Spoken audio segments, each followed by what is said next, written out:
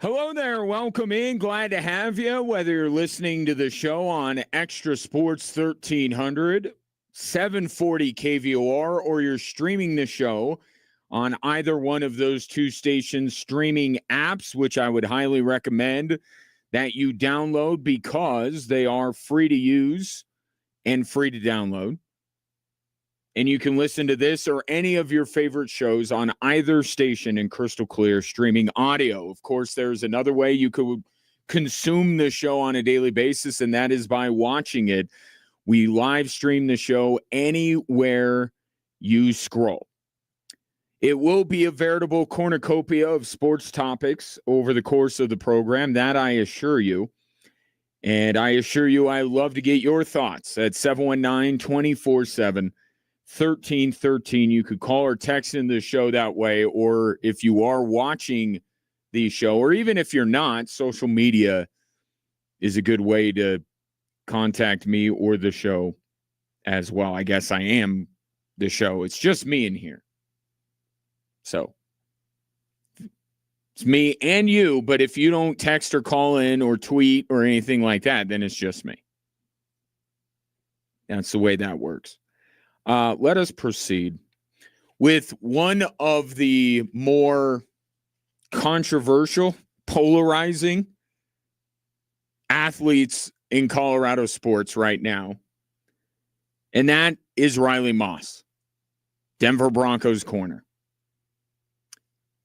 Riley Moss, I think, suffers from the same affliction as Fredo Corleone. He plays opposite the very best at what he does in Pat Surtain. Fredo Corleone has the bad luck of being Michael Corleone's brother. A character so beloved in cinema lore. Maybe one of the most beloved and revered and respected characters in movie history.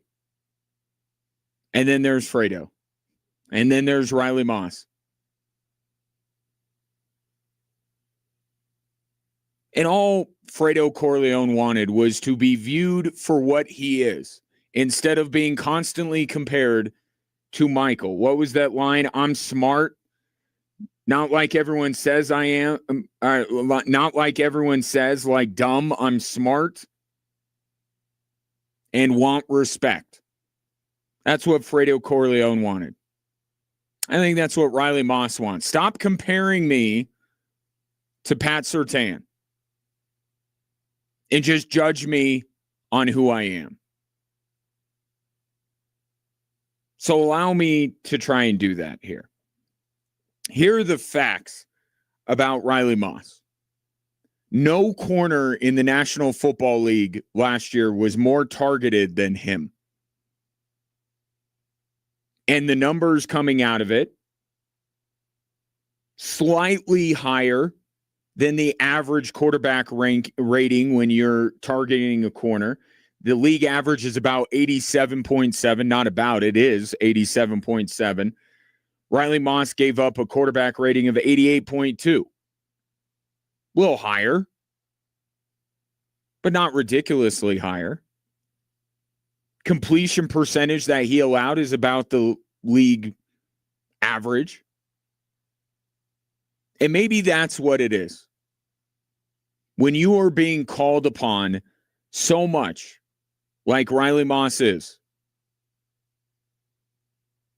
it's tough to be decent, to be about average,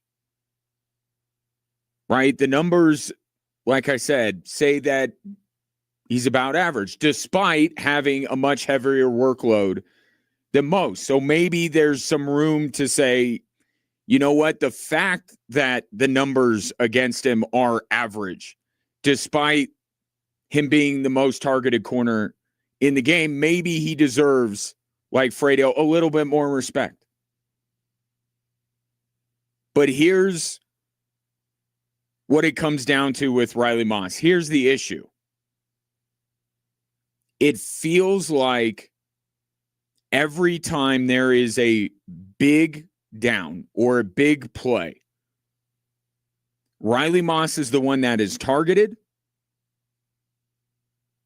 and either it's a completion or there's a pass interference penalty. Now, that's not factual.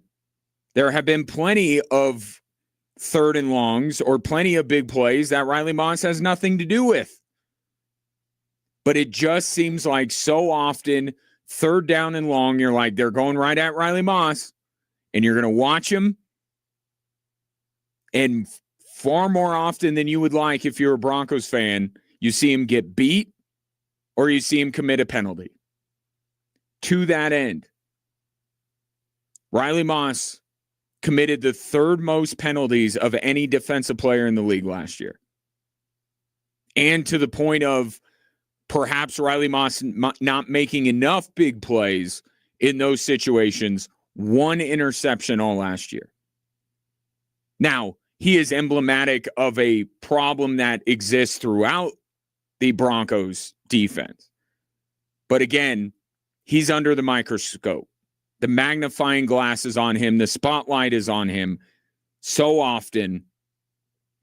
And for him to have the third most penalties of any defensive player in the league and only 1 interception, that's what creates the hate, if you will, for Riley Moss, or the aggravation. I don't want to say hate. Aggravation when it comes to Riley Moss. Riley Moss spoke today at Broncos training camp and talked specifically about those third down and long situations that he seems to be the target of the opposing offense far too often. You know, some of those third and longs that we gave up last year, I think part of it was the fatigue and us not being as sharp as we should be. And that's the biggest thing, at least for me personally, that I'm trying to get better at is staying locked in when, you know, I'm really tired and it's really hard to think and you know, still going out there and making a play. And a couple of things there. There's an individual level to it. There's a Riley Moss level, but there's a Broncos defense level to it. On the Riley Moss level, again, he was the most targeted corner in the National Football League last year. That's going to wear you down. That's going to make you a little tired. But the bigger picture is that the Denver Broncos defense, quite frankly, was on the field too much last season.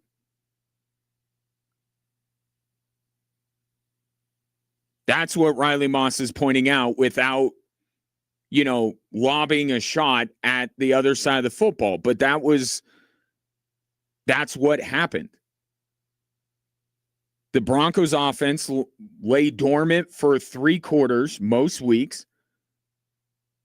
So how were the Broncos able to win all of those 1-score games? How were they still in the game late? Because the Broncos defense held and held and held, and held is the right word because, again, they didn't create turnovers. So they just had to hold, and not every single one of those defensive drives were a 3 and out. Many of them made it to midfield or past. The Broncos defense was on the field way too much. I don't know if the targeting Riley Moss thing is going to slow down at all. I don't expect it to.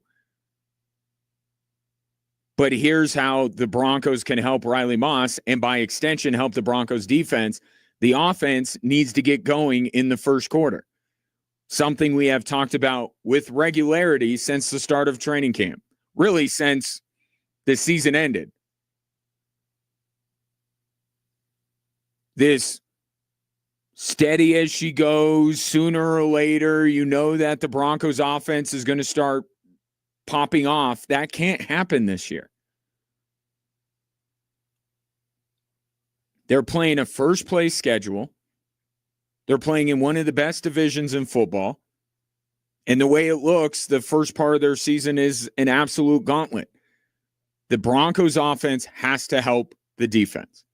And then the defense can help themselves by creating more turnovers, which has been a big topic of conversation at camp as well.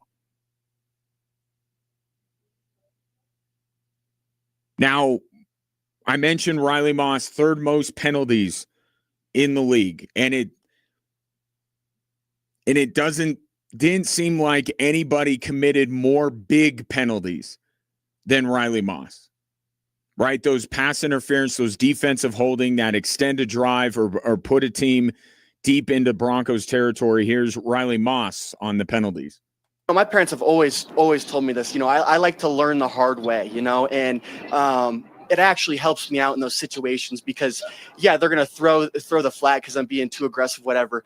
Even VJ will tell me, keep going out there, keep playing aggressive. And it's in one ear and out the other. Like, it happens. And, I know I need to do better as a whole, this season. And I have been. It's been a big focus this camp, but, I'm still going to play aggressive and I'm not going to shy away from it. So. There's a recent comparison in Broncos history to what Riley Moss is currently going through. He's suffering the same plight as Garrett Bowles. Remember Garrett Bowles? Not this version of Garrett Bowles. That's arguably the best tackle in all of football and hasn't allowed a sack since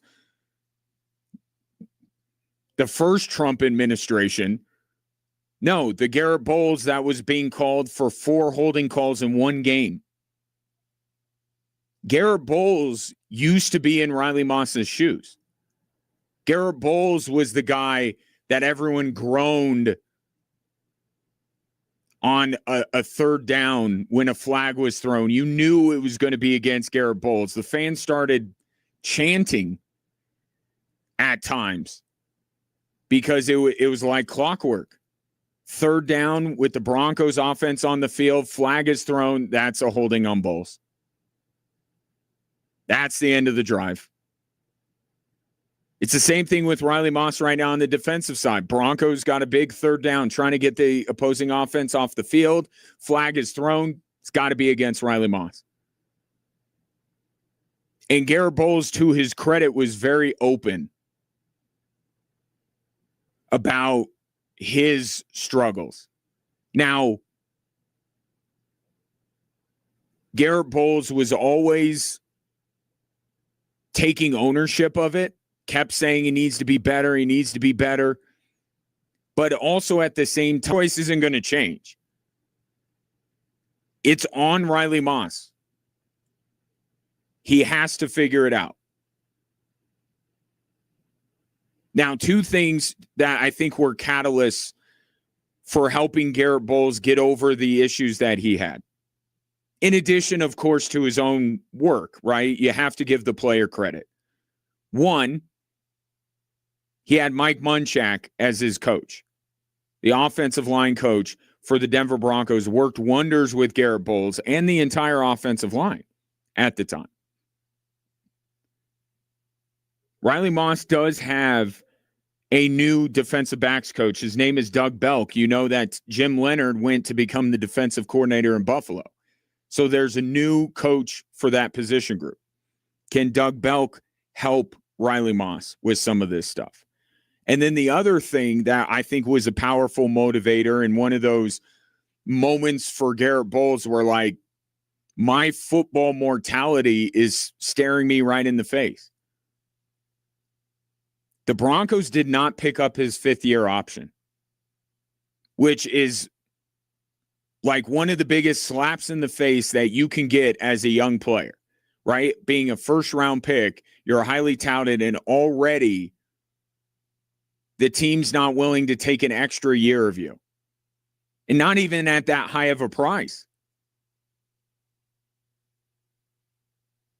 Right? There was a realistic possibility that Garrett Bowles was going to be done as a Denver Bronco. And who knows what the appetite would have been for his services elsewhere. So when the Broncos declined his 5th-year option and he was playing in a contract year, that's where it turned. That's when the holding calls started to go down. And then Garrett Bowles earned his next contract and then now is the Garrett Bowles that you know currently. Riley Moss is also in a contract year. No 5th-year option, wasn't drafted in the first round, so there's That's not a thing. But he could be done in Denver after this year. And either it motivates you and you elevate your game, or that pressure crushes you. Here's Riley Moss on playing the last year of his deal. I'm not going to put extra pressure on myself, as we aren't going to put extra pressure, as a team, to get to where we want to get to. It's day by day, be where your feet's at, compete, get better at one single thing each day, and that stuff will take care of itself. And that's the right way to go about it. Now, the hard part, actually doing it on the field.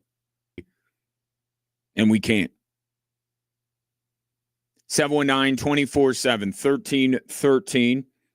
Your thoughts on Riley Moss? Are you like I said, he's quite polarizing. You can't just say, he's okay.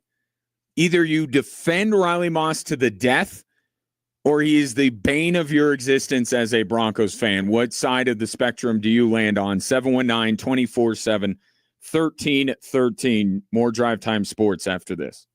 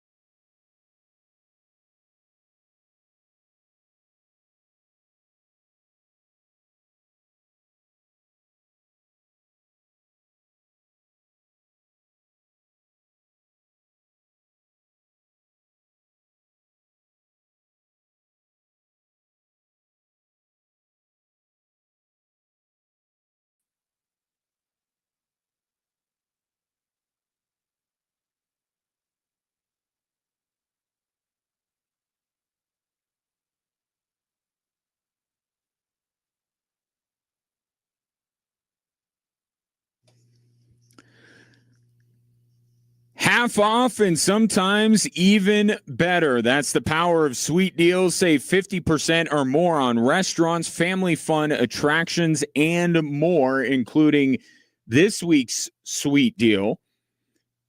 $25 gets you $50 to spend at Pizza More. That deal goes live tomorrow morning at 9 a.m. at extrasports1300.com and kvor.com. Nuggets have made a move. We need like sirens. Nuggets have done something. It was reported last night by Shams Charania that the Denver Nuggets had signed Lonnie Walker to a 1-year, $3.3 million deal. Now, Lonnie Walker, if you're like, I should know that name, played in the league couple years ago.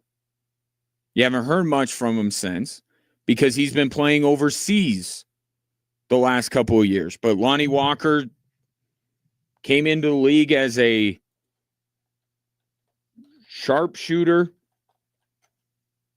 or at least billed that way. Lonnie Walker the fourth, I believe he was drafted by the Spurs, right? Out of Miami. This was his last year in the league, the 24-25 season. So I guess just one season overseas. I beg his pardon. Played 20 games for the Philadelphia 76ers. Averaged 12.5 points a game. Not bad. Not bad. Small sample size. But after being drafted by San Antonio and spending 4 seasons there, he bounced around, went to the Lakers, the Nets, and then Philly, before going over to Europe to play. So I don't blame you if you're a little underwhelmed by that news. I was as well. Well, Bennett Durando of the Denver Post clarified that Lonnie Walker's deal is not set in stone. This is merely a tryout. Much like the one Aaron Donald had the other day in LA, right? Tryout. And if he were to make the roster, then he would get some monies. But this is just the Nuggets bringing him over to see what he's got. But this is where the Denver Nuggets have ended up. Whether Lonnie Walker is signed as a full-blown member of the team or merely getting a tryout, this is what the Denver Nuggets have resorted to. Remember, they got Alpha Diallo from overseas as well. They're not having the best time mining talent within the NBA that they're looking overseas to fill out their roster. And I don't mean to disparage Lonnie Walker or Alpha Diallo. Players have come over from Europe and been solid players. But it's kind of emblematic of the offseason that the Denver Nuggets have had. That this is what they're doing to fill out this roster. We started this offseason by saying the Nuggets have to make moves. And by that, we didn't mean bringing guys over from Europe. We meant making NBA trades to improve the roster. And the Nuggets have done none of that. They haven't done any of that. They let Tim Hardaway walk. They let Jonas Valanciunas walk. In comes Marvin Bagley, Alpha Diallo, now Lonnie Walker, maybe if his tryout goes well. And made any trades. Peyton Watson still a restricted free agent. Cam Johnson still on the roster. Aaron Gordon, Jamal Murray. What happened to everything was on the table, including running back. I suppose this is a part of everything being on the table.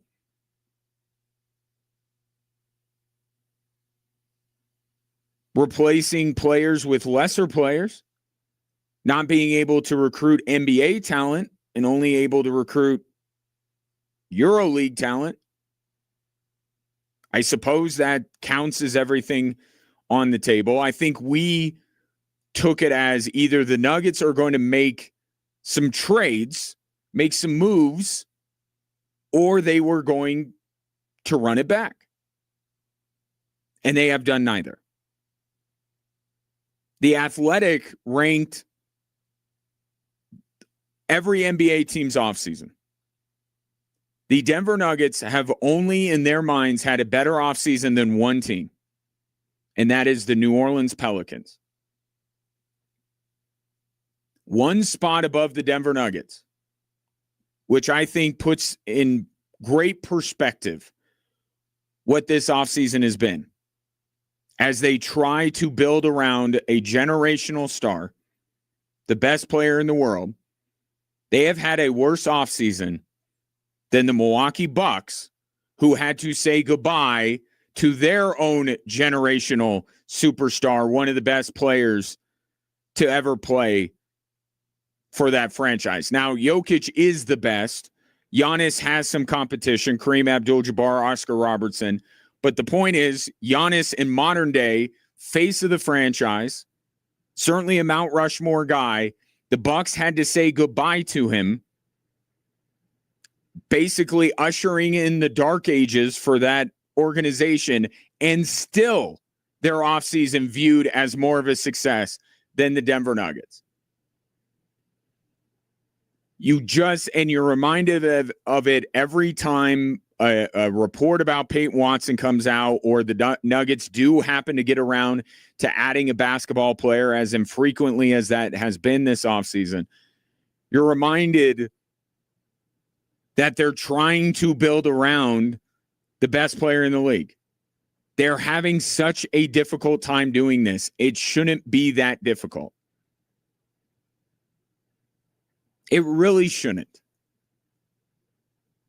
Because Nikola Jokic makes everyone around him better. It shouldn't be that hard to be able to bring in somebody that is decent somewhere else and can be very good with the Denver Nuggets. Instead, the Nuggets are getting, first round busts and bringing them in and hoping that they'll go from being a bust to being a decent role player.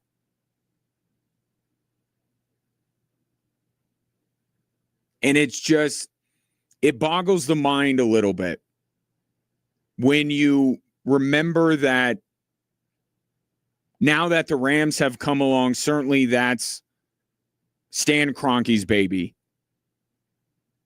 But the Nuggets are the team that if you gave true serum to Josh Kroenke, he cares about the most. He's a basketball guy. He's more visible with the Denver Nuggets than he is with any of the other Kroenke sports properties. He cares more about the Nuggets than any of these teams, and yet this is the result. This is what it's come to.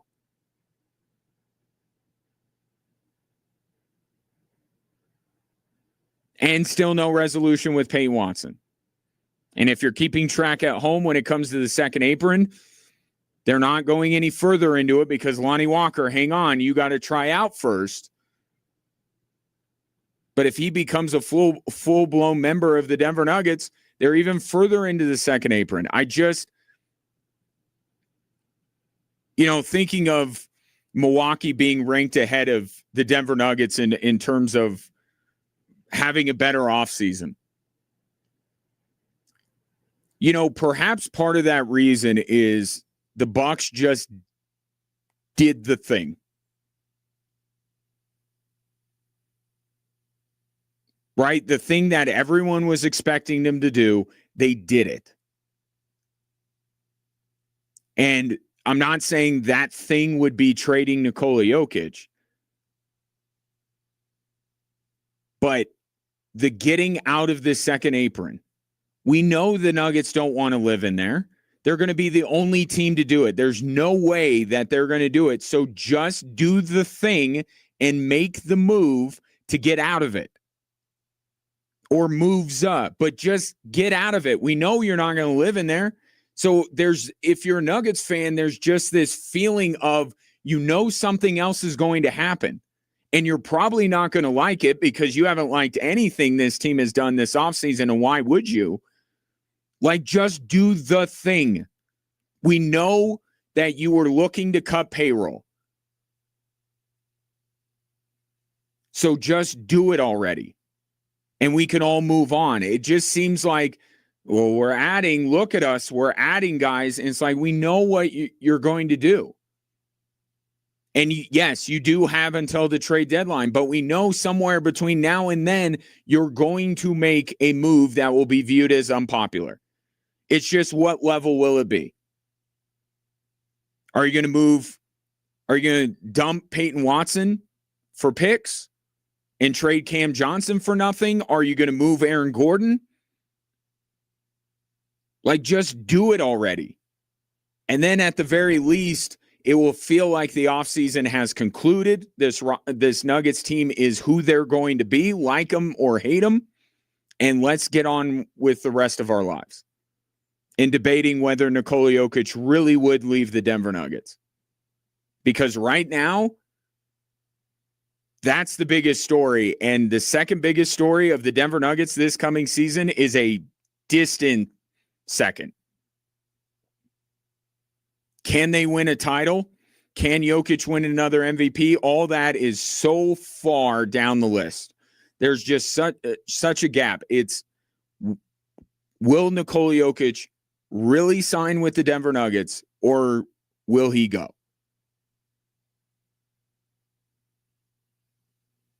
And that is the current state of affairs with the basketball team of record. Lonnie Walker the fourth. Best Lonnie Walker, I believe. But he is Lonnie Walker the fourth. Just trying out with the Denver Nuggets. Not a member of the team. So not really a move. This is a spring training invite. That's what this is. Not really on the team. So it doesn't really count as a move made by the Denver Nuggets. Perhaps Shams Charania thought, well, surely this is an actual move for this team that has made virtually no moves. But he was wrong. 719-247-1313. I want to stick with hoops because I saw something about Steph Curry and the Warriors and what they're looking to do this upcoming season. I think there are some parallels between the Warriors and the Denver Nuggets, and I want to get to them coming up next on 740 KVOR and Extra Sports 1300.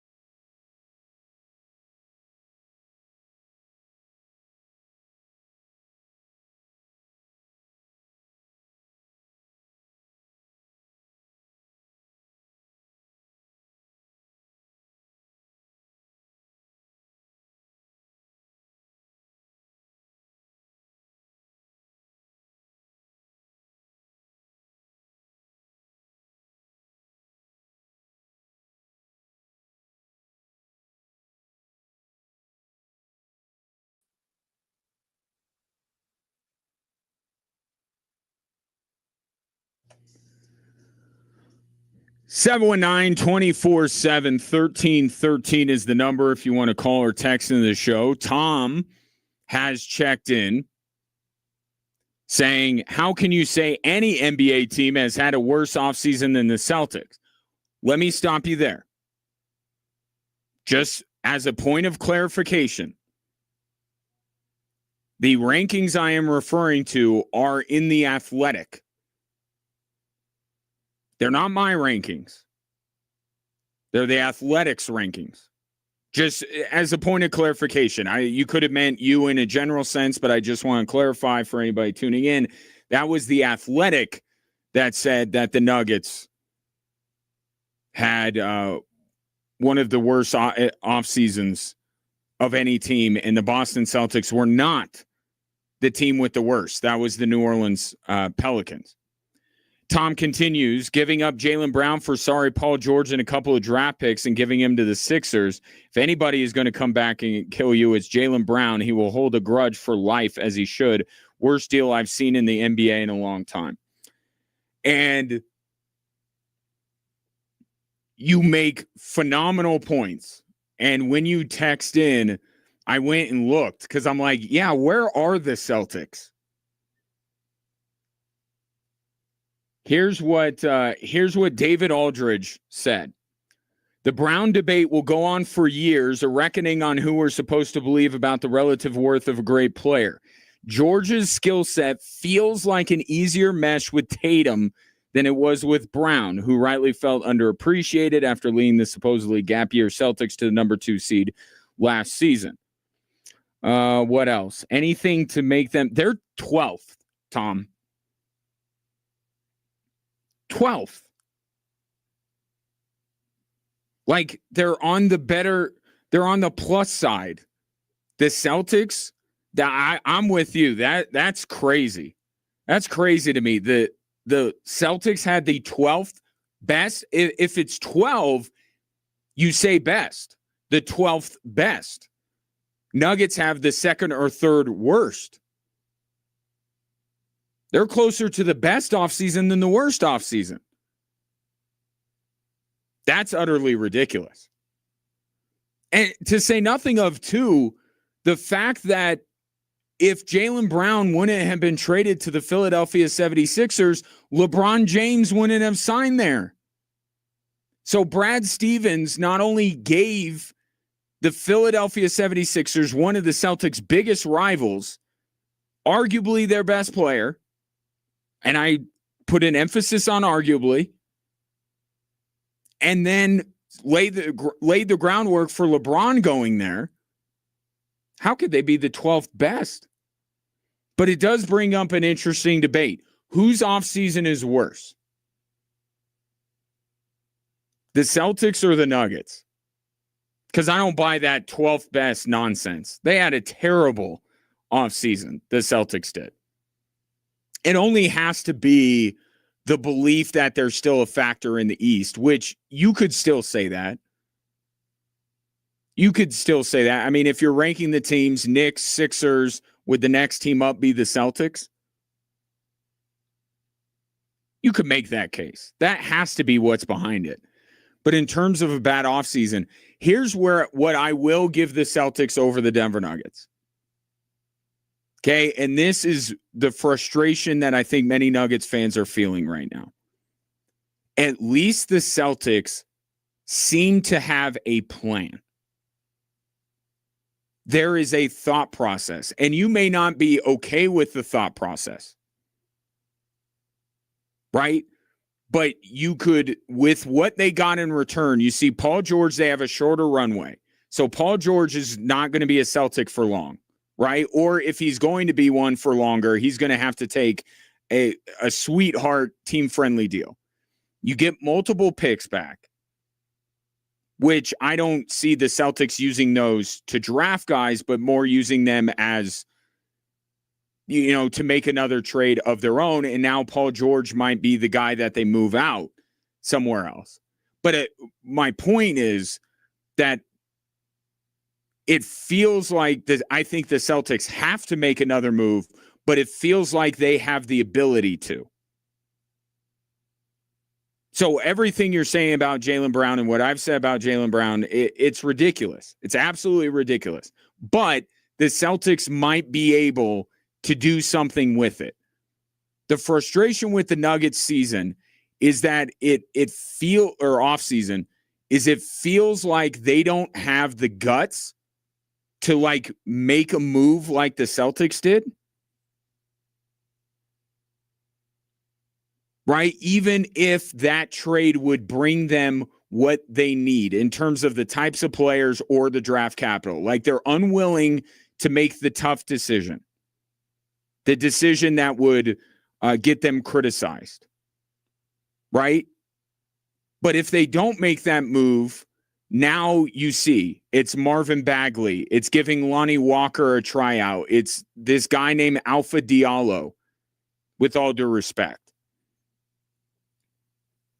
Like, it just, the one thing I can say for the Celtics is that they have the pieces necessary to go out and make a different move. Will it account for Jaylen Brown? Will it remove all the ill will towards the Celtics for trading Jaylen Brown? I don't know about that.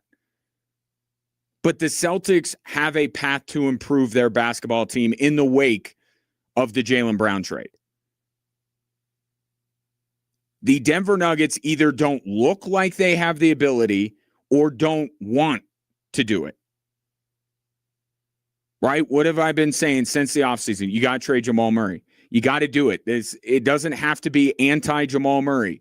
It's just you don't have that many pieces that you can move. That's the guy I've continued to point out more than Cam Johnson, Peyton Watson, Aaron Gordon. It's Jamal Murray, and they don't seem willing to do that. For probably, and the heat Brad Stevens has taken, it probably further fortifies their belief that they should not trade Jamal Murray. But if you don't do that, then this is the offseason you're left with. One of the three worst off seasons in the National Basketball Association, when your generational face of the franchise is going into a year where you now have no contractual control over him.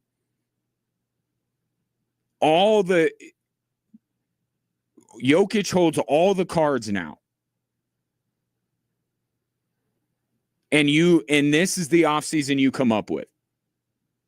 I mean, they keep tempting fate with Nikola Jokic, right? They keep tempting fate and tempting fate. He's not going to leave. He's not going to leave. He doesn't want to leave. And they take advantage of it and do a worse and worse job every year of retaining talent or adding talent. And it's like, why are you even risking this? It shouldn't even get to this point.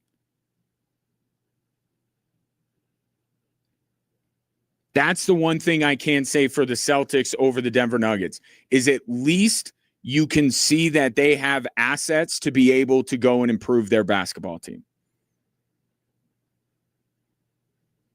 The Denver Nuggets aren't really acquiring assets. You thought on night one of the draft, they traded back. Ooh, they might be getting a bunch of picks. And then they turned around and made all their picks the very next night.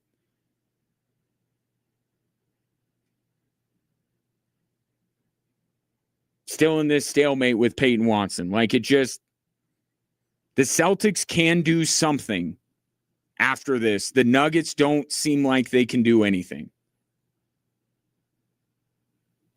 Like, any trade that the Nuggets could make would not even get them a broken down Paul George at this point. With, obviously, and they've tried to do this with Peyton Watson, and every team around the league is like, I'm not giving you first-round picks for this guy. Are you kidding me? Celtics way too high at 12. But I can make an argument that the Celtics maybe didn't have a better offseason, but are in a better spot than the Denver Nuggets right now. Tom adds, Paul George is a bum. I'm sure the Sixers were trying to dump him. They absolutely were. They're absolutely trying to dump him. I can't imagine to be a fly on the wall in the Sixers front office when that phone call came in for Brad Stevens. Like, you can make forget Hard Knocks, like make a documentary series about that. Just that day when Brad Stevens called and said, I'll trade you Jaylen Brown and I'll take Paul George in return. You know that scene in Draft Day where everyone's getting all giddy around Kevin Costner because he's about to fleece that poor kid general manager of the Jacksonville Jaguars? I want David Putney because I feel like it. That had to be the Sixers front office. And they had to immediately get to whatever machine they need to send the trade to the league. A bad trade. Bad trade. No way around that. And it's worse, and it's gotten worse. That's why I say, like, the Celtics better hurry up and make another deal. Because since they've traded Jaylen Brown, the Sixers have added LeBron James. And I know, law of unintended consequences at play here, right? Did Brad Stevens see this coming? No. Most people didn't believe that LeBron was actually going to go to the Philadelphia 76ers, even though there was a star next to Tyrese Maxey's name on Rich Paul's whiteboard. Very few people believed he was actually going to Philadelphia. But he ended up there. And the only reason he ended up there was not Tyrese Maxey and the star next to his name. It was that they added Jaylen Brown. Still somehow better than the Nuggets offseason. Don't worry. NFL season starts tonight, baby. Hall of Fame game. Knock it all you want. I predict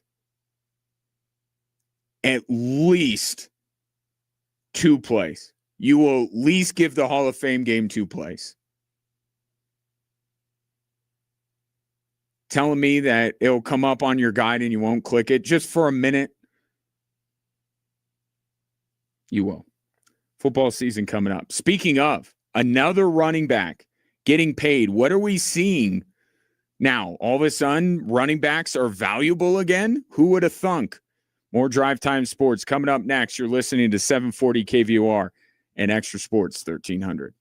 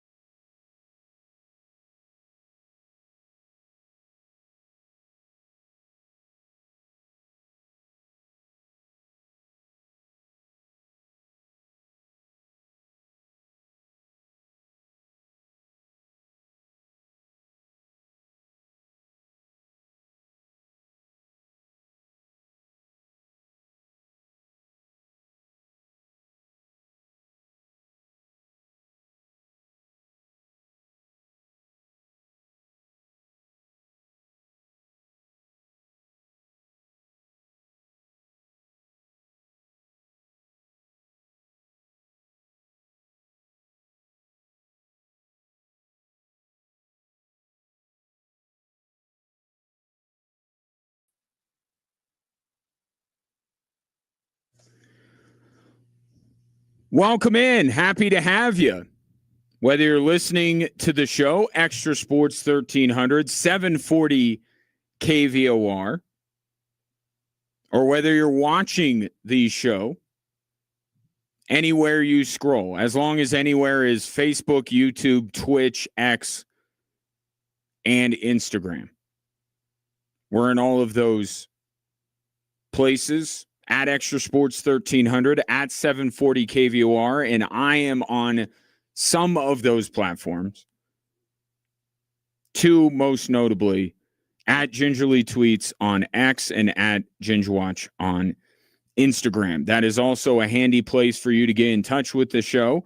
You could also call or text at 719-247-1313. You might want to also keep another number handy, not to confuse anybody. A lot of numbers. Numbers make me dizzy. But 719-715-0740 is a number you might want to have as well, because coming up this hour, your chance to get qualified to win 4 season tickets to the upcoming Air Force football season. I said before the break that another running back got paid. Allow me to amend that. Another couple of running backs got paid today.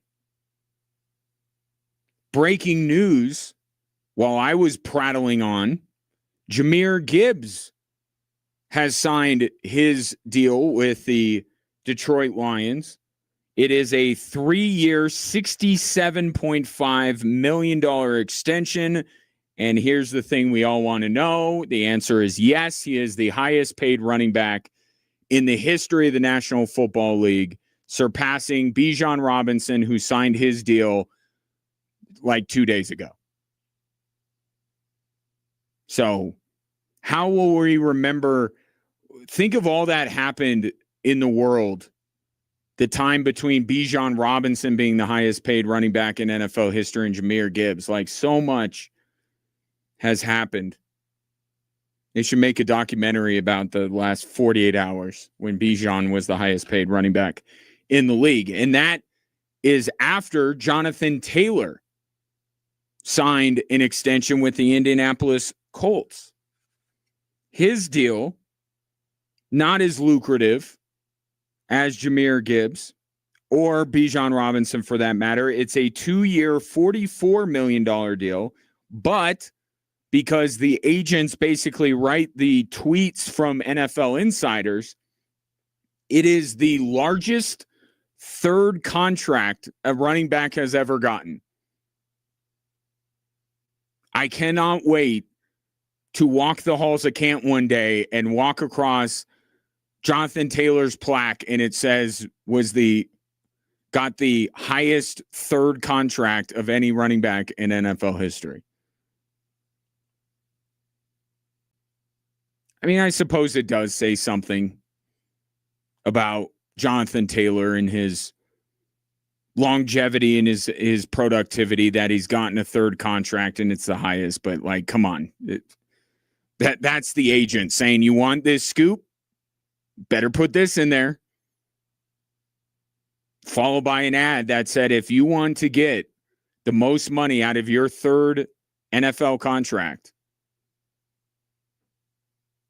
call our agency now. So Bijan, Taylor, Jahmyr Gibbs, all signed. Didn't even take that long. We've barely gotten underway with camp. Where's the fun in this? Where's the long holdout or hold in? I guess we got to go to Vita Vea for that. But these running backs, boom, boom, boom, all off the board. It's almost as if the NFL has suddenly remembered how important running backs are. Or this could be an option. Or they figured out how to appropriately measure the value of a running back. You would think with all the smart people in the NFL, somebody would have figured this out by now and gotten ahead of the curve, but alas, here we are. And maybe it was the Eagles. Maybe it was Howie that figured this out. And then everybody followed. But the market correction that has happened with running backs is not all of a sudden, oh, we probably need one to be good. Because the same concerns exist when it comes to the injuries, right? The durability questions are still there. They'll be there for Bijan in a short amount of time. They'll be there for Jahmyr Gibbs in a short amount of time. They're probably already here for Jonathan Taylor. So how do you counteract that? Simple. Shorter contract, more money. Seems quite simple, doesn't it?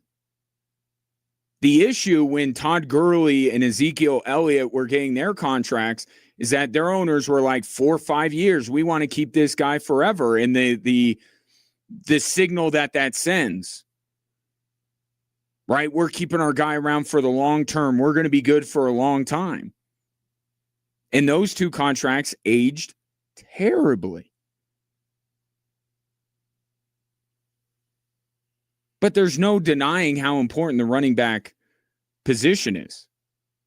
I think at times our attention has kind of been drawn away and I think Marshall Falk, who was on the Dan Patrick Show this morning on Extra Sports 1300, did a great job of explaining why this phenomenon happened. They changed all the rules. Now you can't touch quarterbacks. You can't touch wide receivers. So now it's all about the passing game. And so maybe our attention was diverted away from the running back to wide receivers. And it certainly still remains the case that if you have an elite wide receiver, they could put up significant numbers and you can win football games.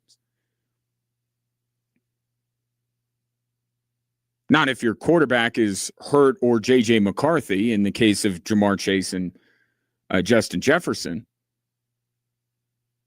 But like that still exists. But ultimately, and I'll put it on a local level. Yes, the Broncos were missing Bo Nix in the AFC Championship, but zoom out a little bit. This Broncos team, there was something not quite the same about them down the stretch of the season. Like they were winning games, but they weren't beating great teams, right? They got Kansas City twice with that, with already a lost season. The last matchup of the year with the Chargers, that was a normal Week 18 matchup of two teams that don't care anymore. But there was something, they just didn't look the same.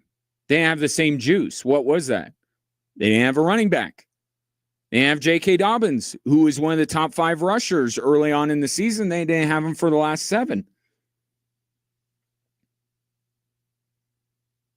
So, yes, Bo Nix getting hurt was the death blow to the Denver Broncos season, but they were lacking something leading up to that game, even before Bo Nix got hurt, and it was an unreliable running game or an unreliable back.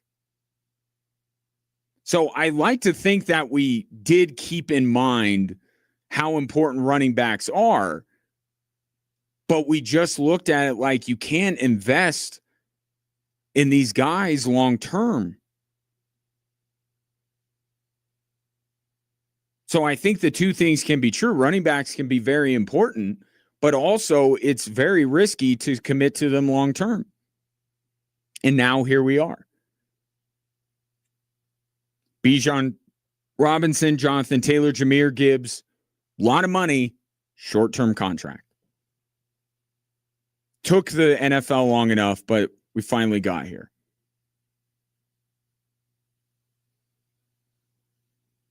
And it got me thinking now with these guys signed, a couple of things came to mind.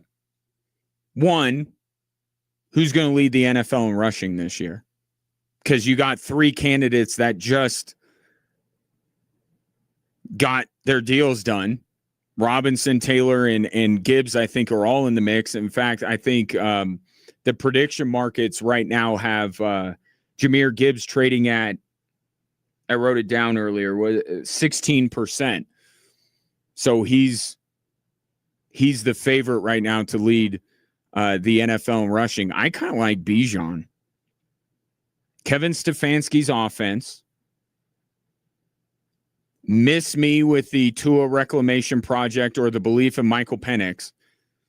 I think they're going to run the ball. And I know Bijan Robinson is, a dual threat, right? And maybe his receiving yards could cut in to his rushing yards. But these short-term deals with a lot of money, I think are giving coaches license to run these dudes into the ground.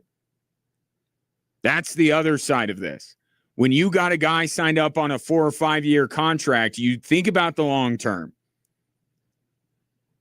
You want to keep this guy around. When you got him for 2 or 3 years, you're like, okay, let's go. And I think that's the other market correction that's happening. So, I mean, all these guys are going to get a ton of carries. But Bijan, I think, was second in yards per carry average last year. Kevin Stefanski, Shanahan coaching tree adjacent. I think I go with Bijan. I don't know what I'm going to get from Daniel Jones this year. So I don't think Jonathan Taylor would be a bad player to back here. But I look at Detroit and I say, you still have Amon-Ra St. Brown. You have Goff. Laporta's healthy. There are a lot of mouths to feed in Detroit. And you could say that in theory in Atlanta, but is this going to be the year of Kyle Pitts? Are we finally going to get here? So I think I go Bijan. But Gibbs right now looks to be the favorite on the prediction markets. The other thing I was thinking about is the triplets, right? Going back in the day, Aikman, Irvin, and Emmitt Smith.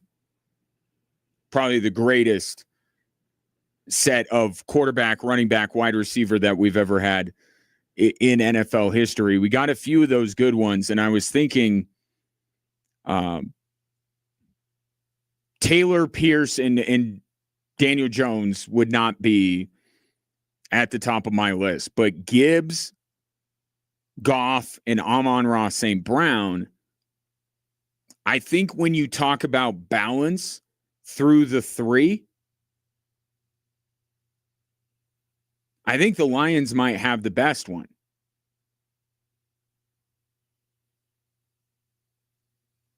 Now, there are a couple others, right? You think if you just look quarterback wide receiver duo, you think Burrow, Jamar Chase, right? And Chase Brown's a good running back, but I don't put him at the same level as a Bijan Robinson or Jahmyr Gibbs. So yes, maybe Burrow and Jamar Chase, or maybe you want to go to LA and look at Stafford and Puka Nacua. Yeah, as far as that connection is concerned, that would be better than Jared Goff to Amon-Ra St. Brown, but Amon-Ra St. Brown, probably one of the top 5 wide receivers in the league. Jahmyr Gibbs, arguably the best running back in the league. And Jared Goff is top 10.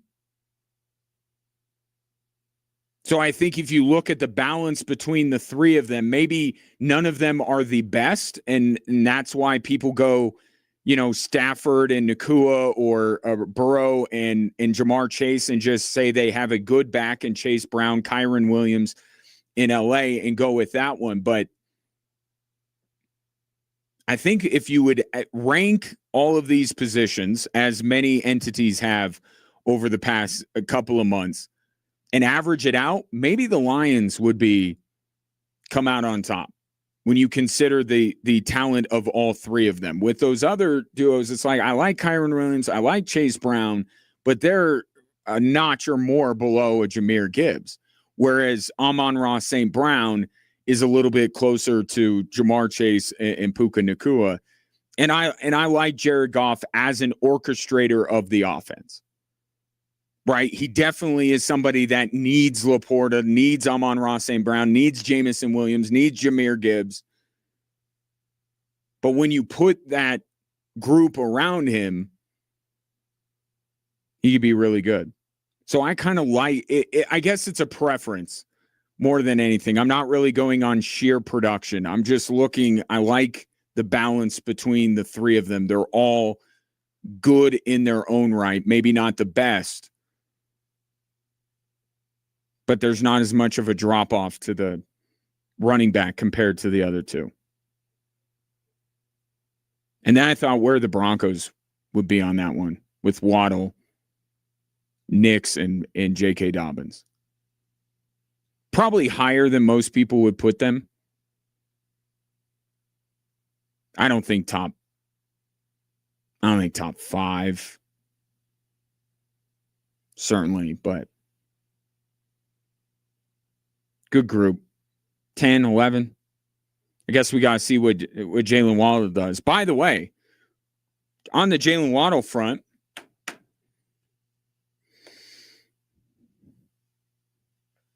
he'll be fine, which is what Sean Payton said yesterday. Okay, that's objective. Jalen Waddle is going to be out the next 4 to 5 days with a strain. So, like, he's injured. And I think he called it muscle tightness. That's a cramp. You'll miss 4 or 5 days with a cramp. He's got a strain.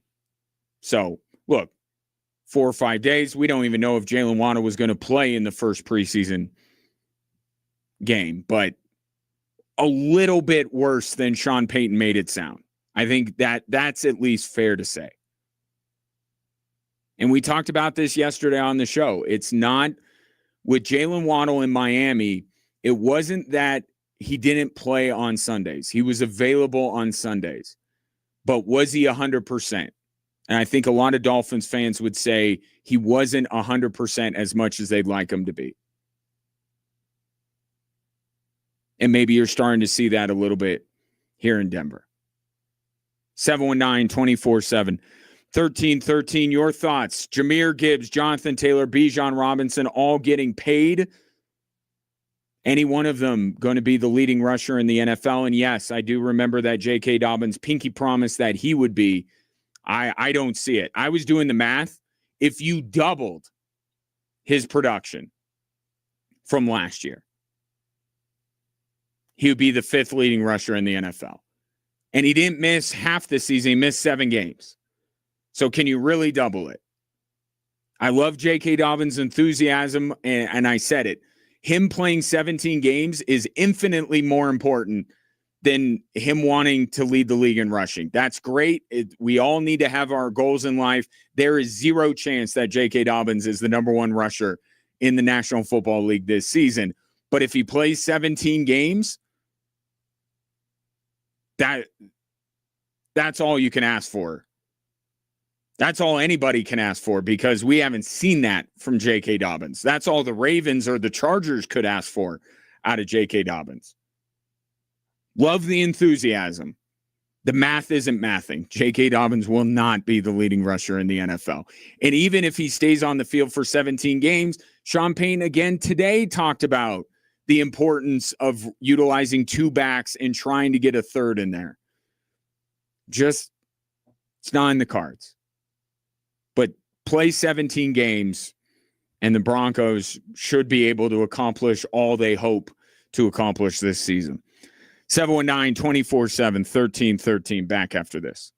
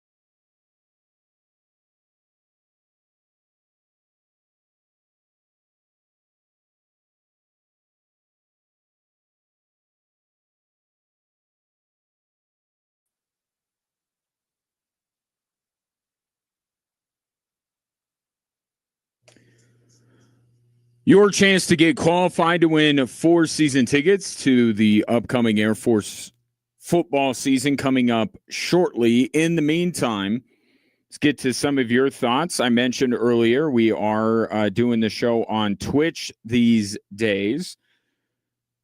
Comment coming up here. I wish the NHL could be like this, talking about the NFL getting these deals done.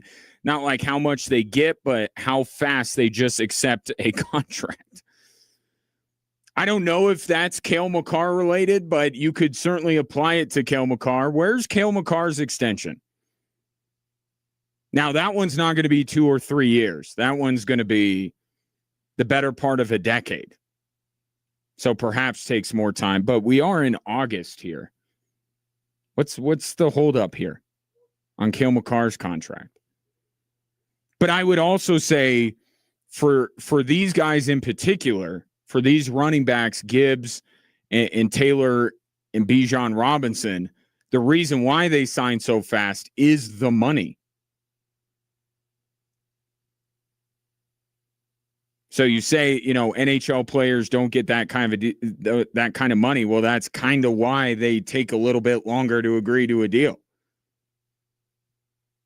Because they got to find another way to maximize the money, which is the years. Brett texting in at 719-247-1313.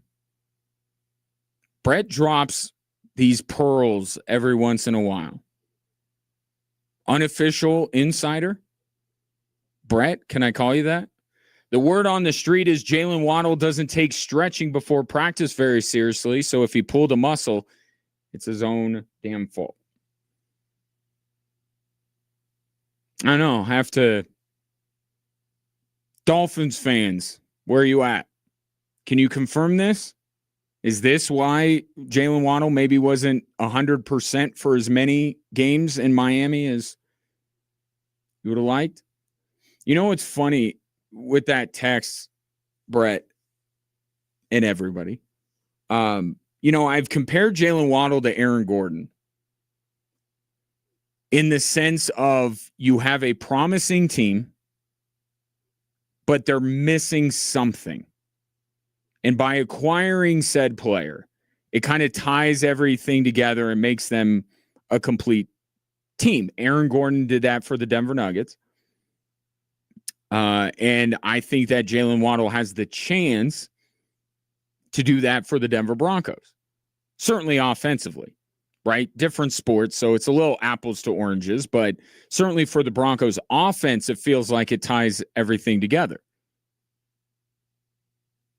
Could Jalen Waddle also conjure up comparisons to Aaron Gordon in the soft tissue department? Those soft tissue injuries that Aaron Gordon has been dealing with the last couple of seasons at the worst possible time, mind you. Brett, now this isn't nice, Brett. There are no Dolphin fans. They all moved to Florida and then died. That's not nice or fair. I actually don't know. I don't know any older Dolphins fans. I know younger Dolphins fans. They exist. We heard from Holden tweeted in yesterday. There's a Dolphins fan. That's not fair, Brett. It's not fair.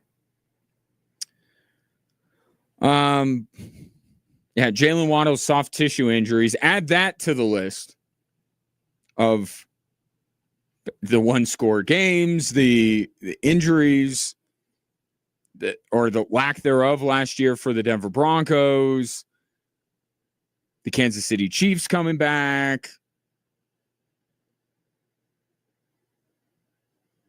There's some evidence mounting against the Denver Broncos, and we'll see beginning of September where we land as far as Denver and what they'll finish with this year. Speaking of, USA Today came out with their NFL record projections, and I just wanted to go back and look at 2025 Because anytime any national publication comes out with one, we're like, ooh, and we look at it. But I'm like, should we be looking at USA Today's? So I went back and looked at USA Today's in 2025. And I thought no, this is 2026. I thought USA Today copy and pasted because they had last year the Broncos at 12-5, the Chiefs at 11-6, and the Chargers at 9-8. And when I thought I found that 2025 online, I'm like, no, this is 2026. Or they copy and paste it. Surely they can't have the three teams all in the same. They do. Second year in a row, USA Today projects the Broncos to win the AFC West with a record of 12-5. They have Kansas City finishing second at 11-4, and the Chargers finishing third at 9-8. Now, as far as accuracy is concerned, I gotta give it to USA Today. Their batting average is about as good as anybody's, yours truly included. I think they got 4 of the teams in the AFC right last year. Let me pull that up. So they got the Broncos right last year. They got the Steelers right, although 11-6. They had them finishing second to the Ravens, but we'll count it. So they got the Broncos right as a playoff team, the Steelers right as a playoff team, the Texans and the Bills. Those were the 4 teams they got right. In the AFC and the NFC, they got the Niners right, but they had them winning the division. They got the Rams right, finishing second in the division. They had the Seahawks at 9-8, by the way. Packers got in. They had them getting in. And what was the other one? Eagles. So they got 8 of 14. Not too shabby. But USA Today, not infallible. So I look at this and I say right away, I look at the AFC West for obvious reasons. Right away, not 9-8 for the Chargers. They lost 2 all-pro tackles and won 11 games. Okay, so I truly don't believe that the Chargers will fail to win double-digit games. Now, are they going to be as good as I think they are? It is possible that they're not.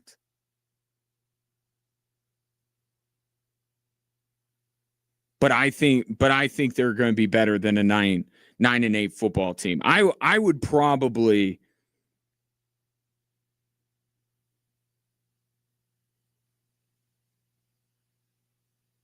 I'd move the Chiefs down. I don't know how you could say going into the year that Kansas City is not the third best team in that division. Bengals winning the AFC North. I don't agree with. I mean, we saw healthy Joe Burrow a couple years ago, and he was phenomenal, but the Bengals couldn't make the playoffs. So I'm kind of out on Cincinnati. What else? They got they got the Broncos and the Chiefs making the playoffs. Cincinnati and Baltimore making it out of the North. They have the Steelers finishing with their first losing season in, I don't know, feels like my lifetime. Texans winning the South. Nobody else getting in. And then the Bills and the Patriots in that order in the AFC East, both getting into the playoffs. I could see that. West, they have 3 teams getting in again. LA, Seattle, San Francisco in that order.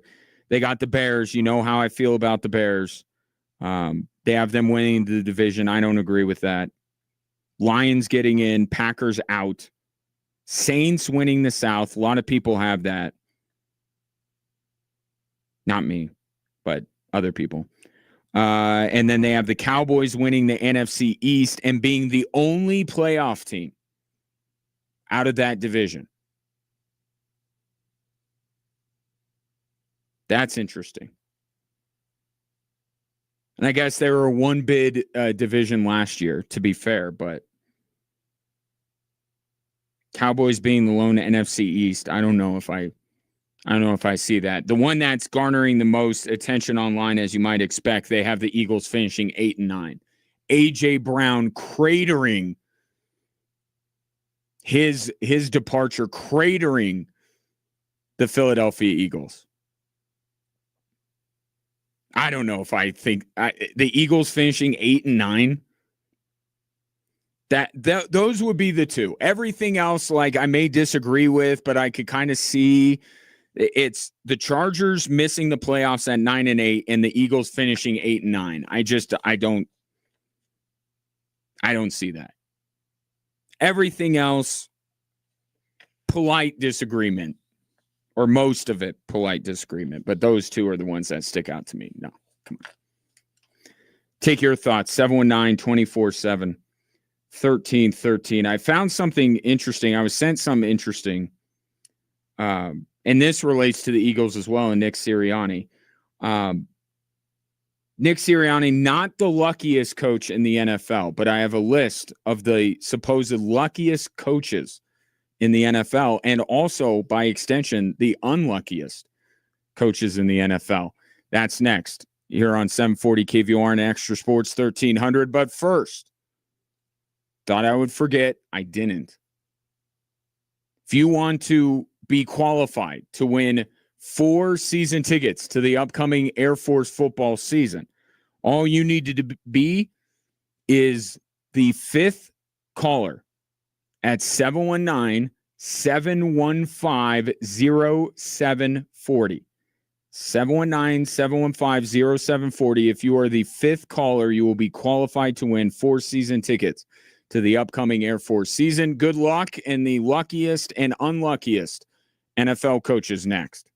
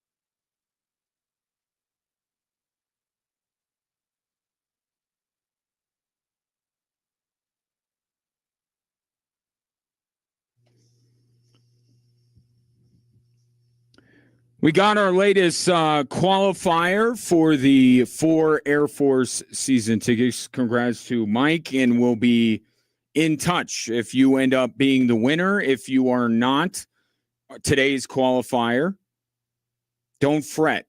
More opportunities. Your next opportunity will be tomorrow morning on Colorado Springs Morning News with Jim Arthur and Sean Martinez on KVOR between 5 a.m. and 8 a.m. And then I'll have another opportunity for you tomorrow as well. And we're doing this next week. So plenty of opportunities to get qualified, but only one qualifier will ultimately be the winner of the 4 season tickets to the upcoming Air Force football season. Appreciate you guys getting into this and calling in and stuff. It's cool to see the phones lit up with interest in this. And what I think, I was talking about this yesterday.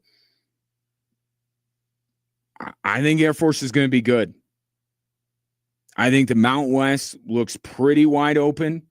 I think you put UNLV at the top, deservedly so, but we haven't seen Jackson Arnold yet. So who knows what that looks like with UNLV. I think the continuity of New Mexico makes them a team that you think should finish near the top, but I think Air Force is right there. With the season Liam Zarka had last year, Owen Allen coming on late, I think that the defense is going to be improved. I think Air Force has a crack at this thing, the Mount West. I really do. So it should be a fun season, starting with Duquesne that first Saturday in September. A couple of texts here. Brett always dropping the occasional pearl of wisdom, but also fact-checking me. If they have the Kansas City Chiefs at 11-4, what happened to the last 2 games? Did I say 11-4? 11-6. So to answer your question, they lost them. 11-6 is what they had. The Chiefs finishing second to the Broncos in the AFC West and getting a wild card spot. I think USA Today's sleeping on the Chargers a little bit. And also putting the Philadelphia Eagles down a little bit too much, in my opinion. And I'm not the biggest fan of Nick Sirianni. But that roster, even without A.J. Brown, pretty stacked. Pretty good football team still. Certainly the most well-rounded, balanced team in that division. And I think the Cowboys are going to be better. I think Washington's going to be better. So when you say that, yeah, somebody's got to drop out, but to the tune of Philadelphia finishing 8-9, I don't see it. Speaking of Nick Sirianni and maybe some of the reasons why I don't like him, not on a personal level, although I didn't appreciate what he was yelling in the tunnel there at Arrowhead Stadium. By the way, speaking of rich histories, how are we going to remember the Chiefs' tenure at Geehaw Field? They rebranded Geehaw Field, and Patrick Mahomes tears his ACL, and they're like, enough of that. We're going to be called Arrowhead now. Newsflash, nobody was calling it Geehaw Field anyway, so what's the difference? The pitfalls of naming rights, right? We know that well in these parts too. Yeah, I'm not calling it Sports Authority. Sorry. Yeah, it's Mile High. Anyway, Nick Sirianni, not a huge fan of the guy, but certainly like his football team. RotoWire sent me this. The NFL Coaching Luck Index, measuring every NFL head coach and how lucky they are. Nick Sirianni finished second on the list. Nick Sirianni has a 33-14 record in one-score games. That's been a big topic of conversation, right, surrounding the Denver Broncos, these one-score games. It can't keep happening this way. Well, the Eagles, for 5 seasons under Sirianni, have been able to make a living off of one-score games. 33-14, the second luckiest coach in the NFL. And I do think for Sirianni, that's an accurate descriptor. I think Nick Sirianni's a little bit lucky, quite fortunate in the spot that he is in. And if you want me to give Nick Sirianni more credit, well, how about the Eagles can stay afloat whenever they change offensive coordinators? Why does it have to be 1 year on, 1 year off all the time if Sirianni is such a great coach? But he's not the luckiest coach in the NFL. You want to guess who is? As Jeopardy theme music plays in my head, it is Kevin O'Connell of the Minnesota Vikings, the luckiest coach in the NFL, not just because his teams have put up a 31-33 record in one-score games. Their turnover margin is a -7, and yet they've won 31 of the 44 one-score games they have played in his tenure there in Minnesota. I would say that makes you about the luckiest. Great record in one-score games, and you have a negative turnover margin.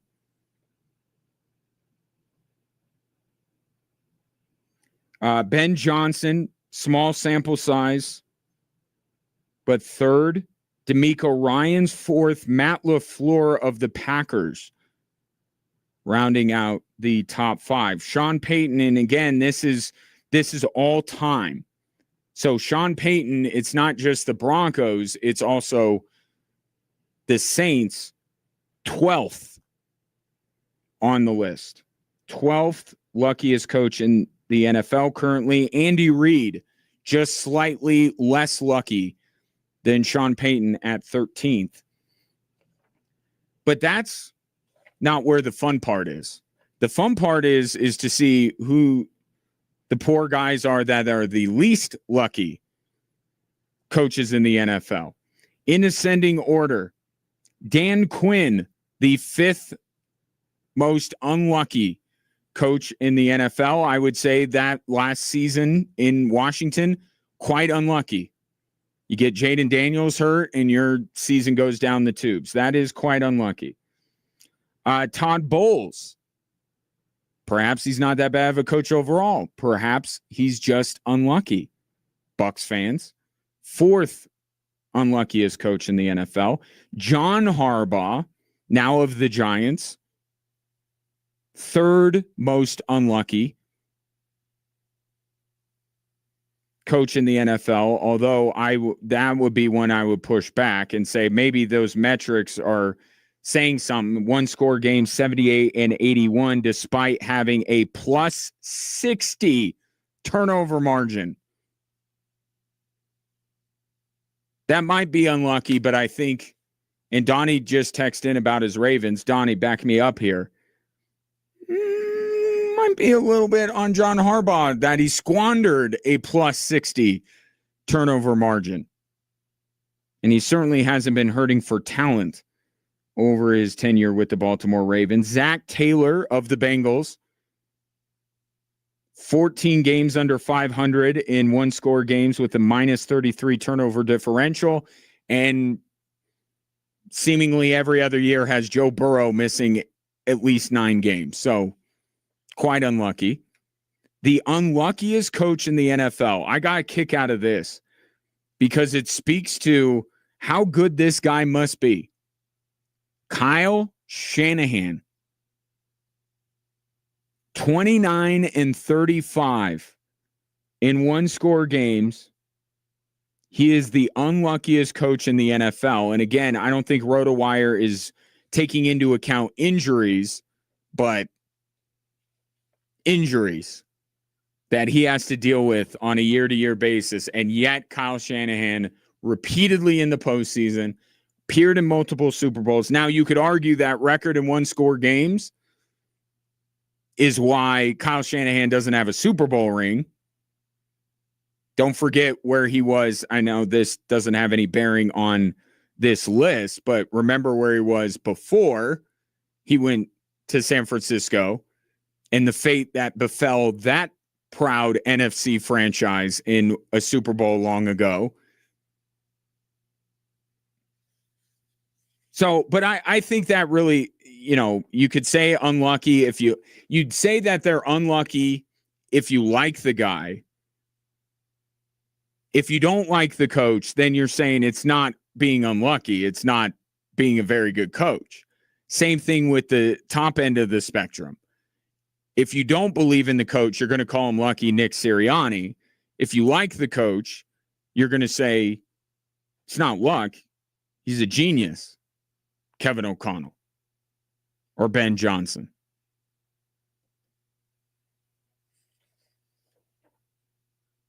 I found that interesting. Kyle Shanahan, but Kyle Shanahan being the unluckiest coach in the NFL, regardless of what metric you want to look at, yeah, I'd vote for that. If you just asked me that question, I would probably say Kyle Shanahan is the unluckiest coach in the NFL. And if you ask me who the luckiest is, I would say Nick Sirianni. So I'm not far off based on these metrics here.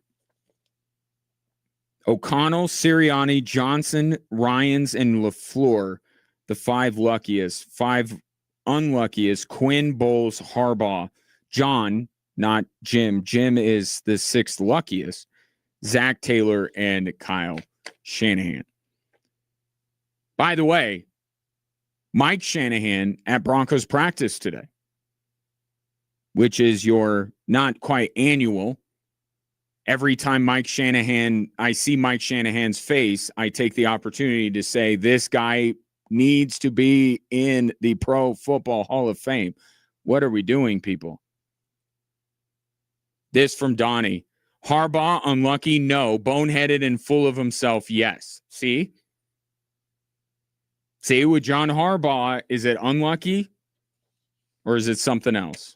Donnie also adds a bold prediction: Baltimore will go undefeated. That is a bold prediction. That is bolder than anything I'm going to say.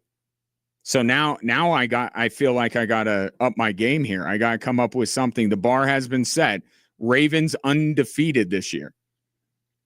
The natural place to go is to pick the Broncos to go winless. By the way, USA Today, in their projections, Miami wins 1 game. 1. Who will the unlucky team be? Tune in to find out this fall. 3 stories that are driving the show coming up next.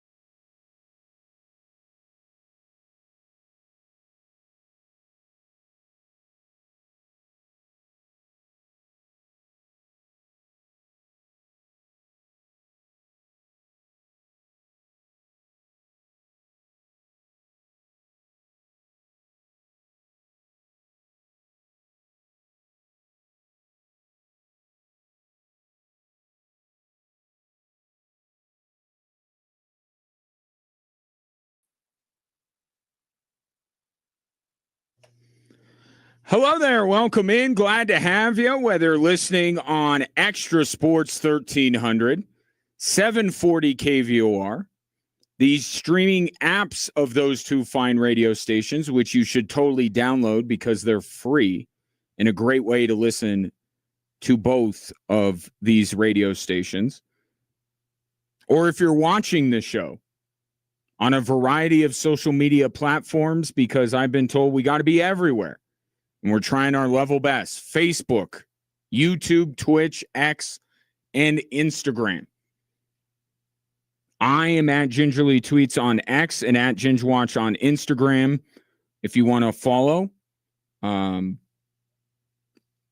it would give me some credibility with my children because they value these things in their culture very highly. But you can also watch the show if you follow me on those platforms. If you'd like to take your participation in today's show to the next level, I openly invite you to call or text into the show at 719-247-1313 or reach out via the aforementioned social media platforms. Perhaps you have a thought or two on the three stories that are driving the show today.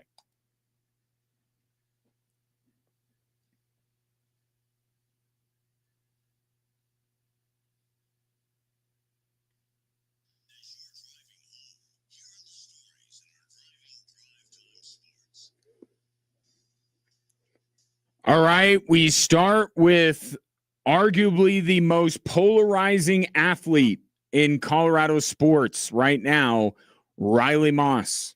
My parents have always told me this. I like to learn the hard way, and it actually helps me out in those situations because, yeah, they're going to throw the flag because I'm being too aggressive, whatever. Even VJ will tell me, keep going out there, keep playing aggressive. And it's in one ear and out the other. Like, it happens. And, I know I need to do better as a whole, this season. And I have been. It's been a big focus this camp, but, I'm still going to play aggressive and I'm not going to shy away from it. So, likable guy.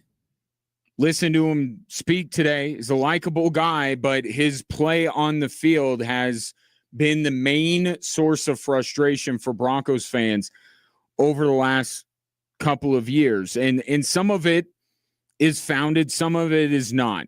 I started the show today by comparing him to Fredo Corleone. And Fredo's big sin before, the phone call was that he just wasn't Michael. Right? And he wanted his respect. Same thing with Riley Moss. Part of the problem with Riley Moss is he's playing opposite the best player at that position in Pat Surtain.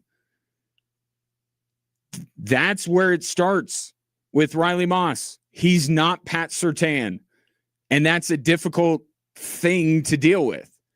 But I would argue that it's not all unfounded and not all just because Pat Surtain is on the other side.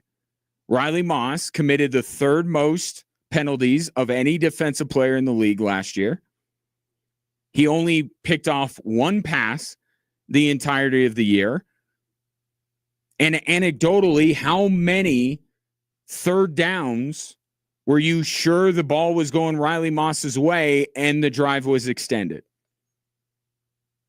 And the answer is a lot.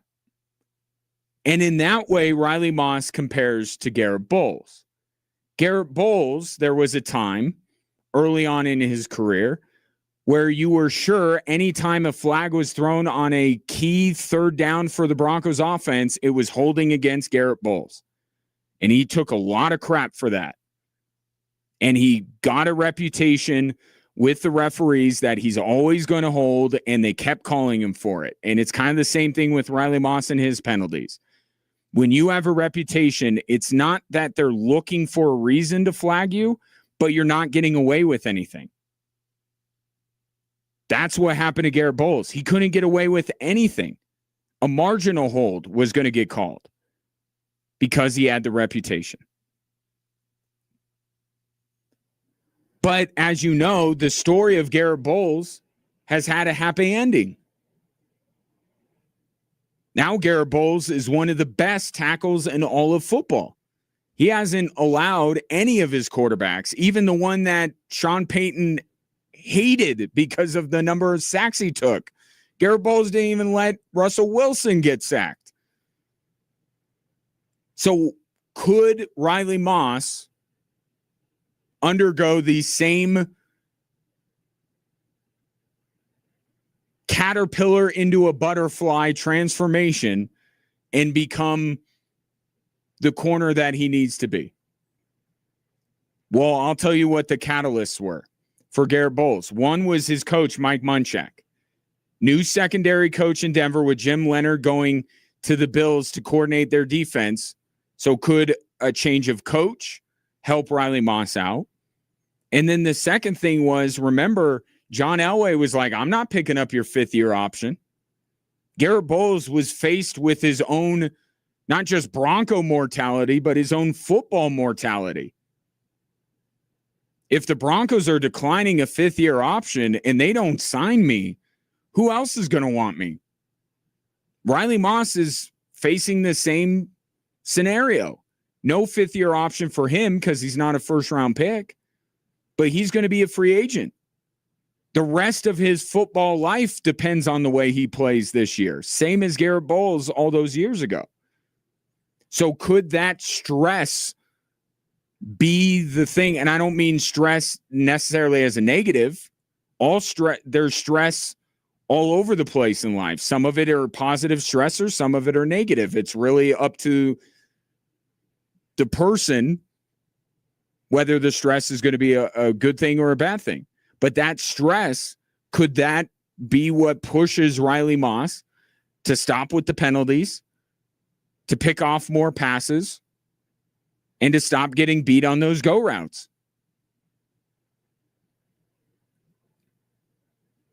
Because if he doesn't, it won't end the way that Garrett Bowles' story ended. He'll be playing somewhere else. You hear him talk, it's easy to root for the guy, but on Sundays, I don't blame you if you're a Broncos fan for him being the main point of aggravation. This is a big year for Riley Moss on a team that it's a big year for them anyway. Let's stick with the local sports. Different sport, but still local. Nuggets making a move. And anytime they make a move, they got to be one of the three stories that are driving the show because it happens so rarely this offseason.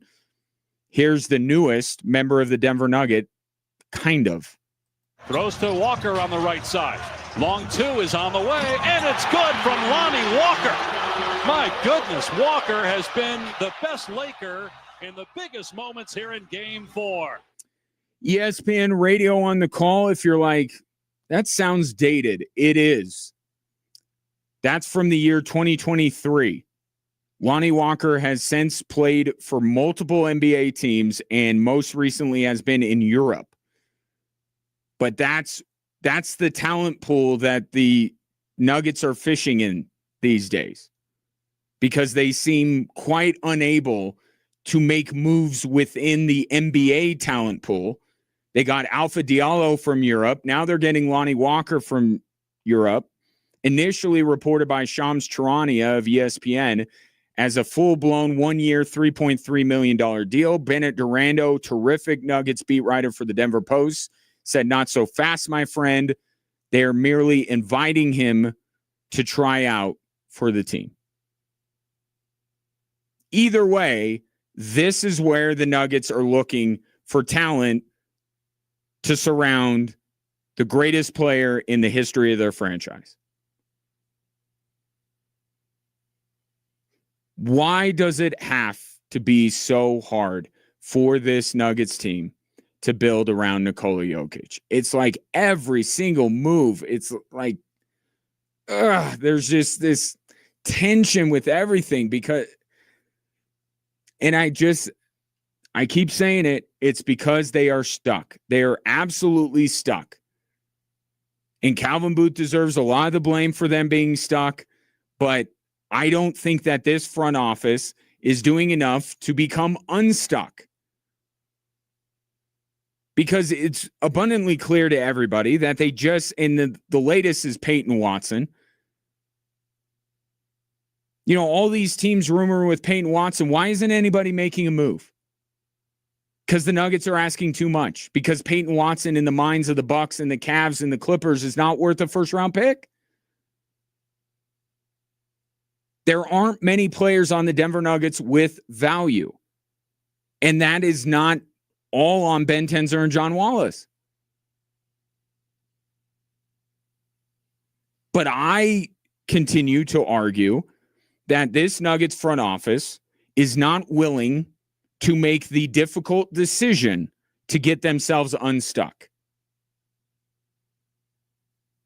which is trading a Jamal Murray, for instance. You could get back quite a bit for Jamal Murray. I truly believe that. But they seem unwilling to include him in any trade conversations. Well, if you're not willing to make the hard decision and you're taking already Nikola Jokic off the table, now you're taking Jamal Murray off the table, who do you expect to be able to move and make this team better? Or to get the necessary draft capital to then parlay it into another trade down the line? And we were having this discussion earlier in the show about who's had a worse offseason, the Celtics or the Nuggets. Yeah, the Celtics dealt one of their best players, a finals MVP, to an arch rival, clearing the path for LeBron James to join the Philadelphia 76ers. But what Brad Stevens got in return, in terms of not having to commit to many, many years with Jaylen Brown, and also getting draft capital, the Celtics have the ability to go out and make another move. Will it ultimately make up for trading Jaylen Brown? I doubt it. But there's a way they can save some face. They can do something else, at least to distract from the fact that they traded Jaylen Brown to the Sixers. The Nuggets don't have that. So I think the Nuggets in that way have had a worse offseason than the Boston Celtics, because the moves they're making, it's like, well, what's the next thing? What's the plan here? I think Brad Stevens has a plan. I don't know that the Nuggets front office has a plan. I mean, they're calling Israel and Istanbul and trying to bring in NBA players, and it's like, that doesn't seem like a plan here. But it's what you got. You got Marvin Bagley, you got Alpha Diallo, and you got Lonnie Walker trying out for the Denver Nuggets. That's what this offseason has been. Oh, and Tyus Jones re-upped.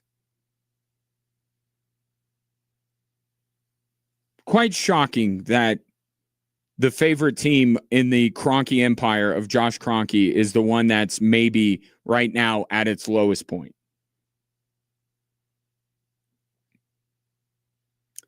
Let's get back to football for story number 3. Gibbs to his right. Jared takes the snap. Hands to Jameer. There he goes. Inside the 10. Inside the 5. Touchdown, Detroit Lions. They just parted the seas and Jameer ran to the daylight. WXYT on the call. Jameer Gibbs cashes in. Bijan Robinson was the highest paid running back in NFL history for like 5 minutes, because Jameer Gibbs has signed a 3-year, $67.5 million deal to become the highest paid running back in the history of the NFL on a day that started with Jonathan Taylor signing the richest third contract for running back in NFL history. Stump your friends with that trivia question. But you have Bijan getting paid, you have Jonathan Taylor getting paid, and now you have Jameer Gibbs getting paid in kind of short order. Like, not a lot of drama in Atlanta, Detroit, and Indianapolis. They got these deals done pretty quick. Why is that? Because the NFL has figured it out. They have figured out how to handle running backs. How do you mitigate the risk of these running backs wearing down? You give them fewer years on their contract.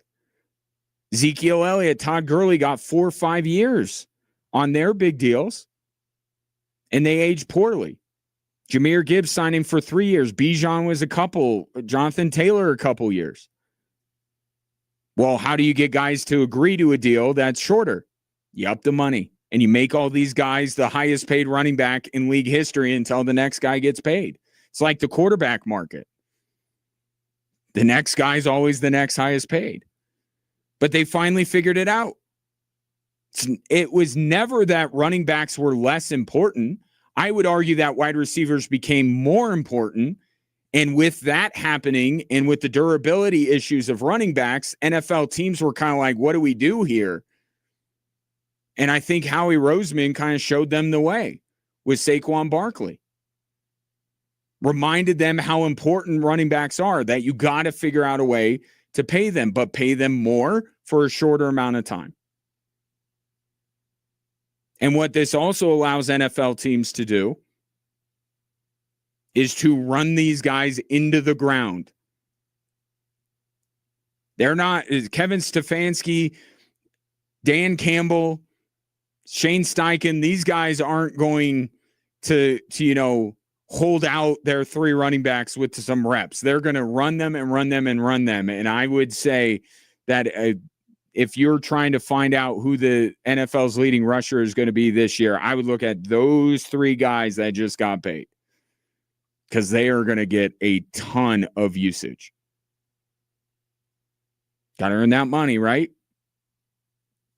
719-247-1313. Take your thoughts on the 3 stories that are driving the show. That's what you need to know in the world of sport today. How about what you need to know in the world of finance? For that, I turn to my friend Rick Stevens of FRS Financial Group. He gives us each and every day his RBG report, Rick's best guess. Rick, what have you got for us today?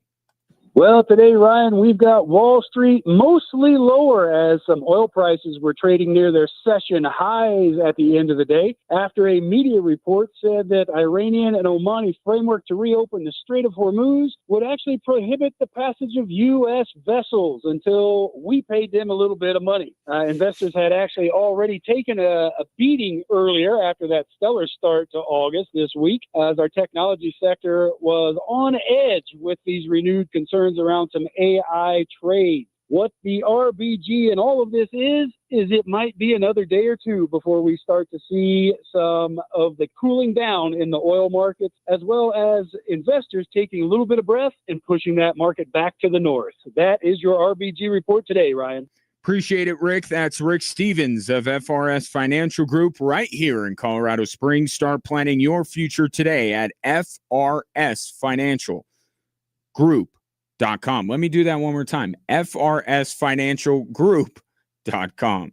Products and investment services offered through LPL Financial LLC. Member FINRA SIPC. FRS Financial Group is a name used by independent advisors associated with LPL Financial LLC. Coming up next on Drive Time Sports, everyone yelling, screaming, calling for a salary cap in Major League Baseball. What if they can't get that done? Is there a way to mitigate what the Dodgers can do while not having a salary cap? That's next.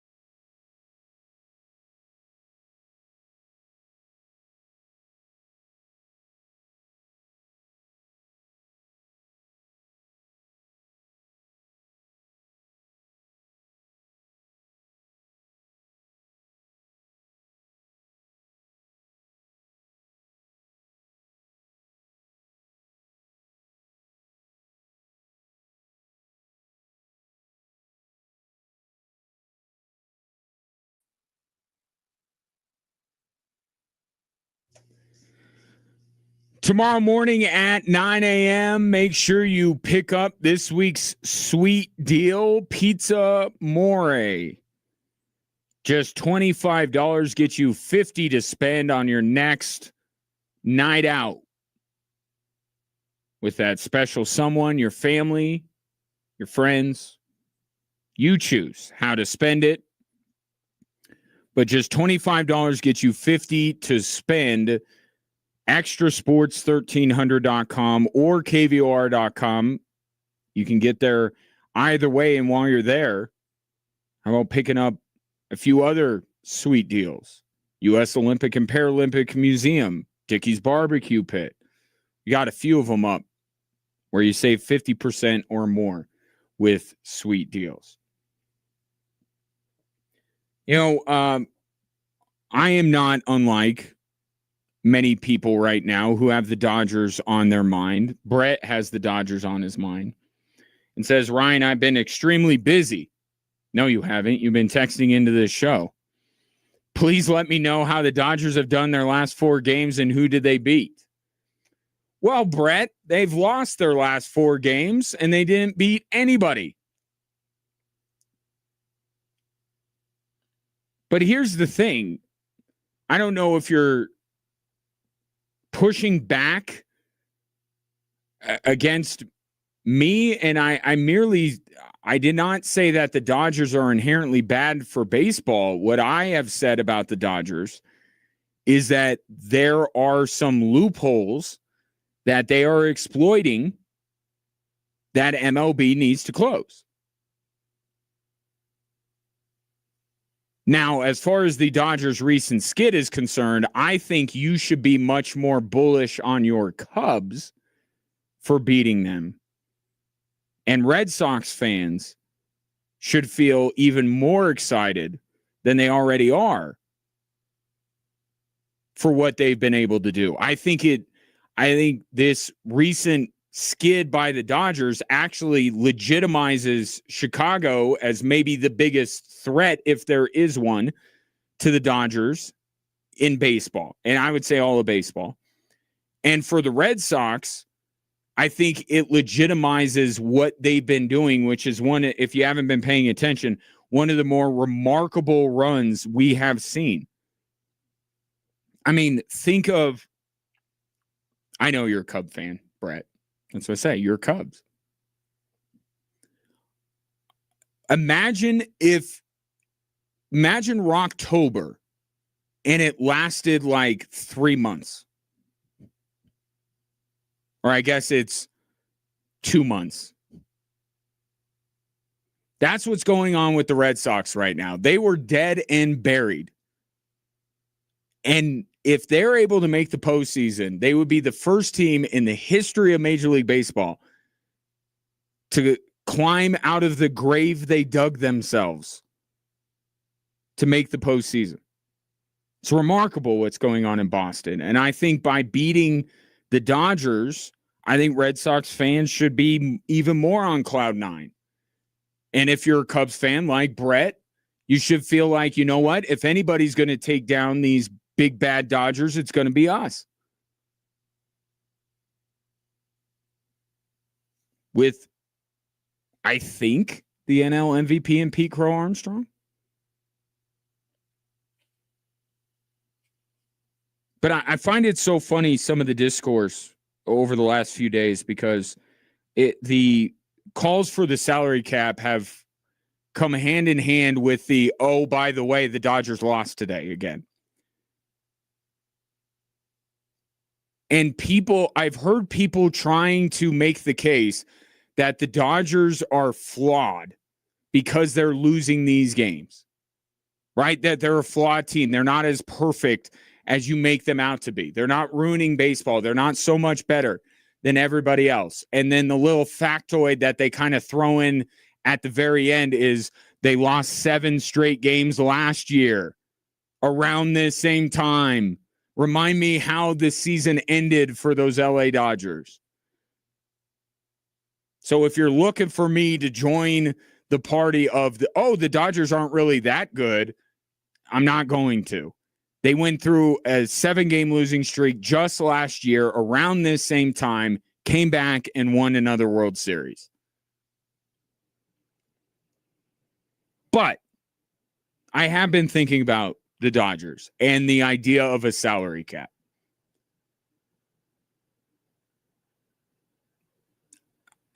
I think that the owners will be pushing for a salary cap. Maybe not the Dodgers, but other teams. The players will push against it. The owners will offer a salary floor. But remember, you are dealing with, for a long time, the most powerful players union in all of sport. I know they lost their way a little bit with Tony Clark, but historically, baseball the players have had tremendous power. So I've been thinking about this.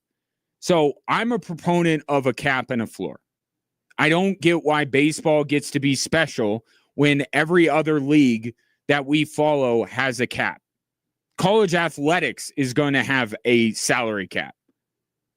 Major League Baseball should have one. I'm a proponent of that. But that's a big ask. And the players aren't going to like it. So I'm thinking, is there a way that Major League Baseball could accomplish the goal of mitigating the advantage that the Dodgers have while also getting these penny-pinching owners to open up their wallets and get a CBA done with the Players Association? I don't see, if it's not a cap and a floor, because that's the easy trade. We get the cap, you get the floor, talking to the players. What if they went closer to the NFL model of revenue sharing? I know it's a little tricky because baseball, the money is in the local TV deals. Just ask the Dodgers. So they don't have a lucrative national contract to be able to spread the wealth amongst all of their teams. But what I've found is that Major League Baseball is quite far away from the NFL in terms of the revenue sharing. Yes, they do revenue share. Yes, they do a luxury tax, and the Dodgers pay into it. As I've mentioned previously, the Dodgers aren't paying all of what they should be, but that's Major League Baseball's fault for undervaluing what the Dodgers could get on a television deal. If they just up the percentage of revenue sharing, made the Dodgers, the Mets, the Cubs pay a little bit more to give the A's, the Pirates, the Orioles a little bit more, could that satisfy all parties, including the fans? If I told you that, no, you're not getting a salary cap. Yes, the Dodgers can still spend all the money they want, but now they're going to have to pay a higher percentage into the kitty. And that's going to be redistributed to your favorite team. If you are a Rocky fan, a Pirate fan, so on and so forth. No salary cap would be music to the players' ears.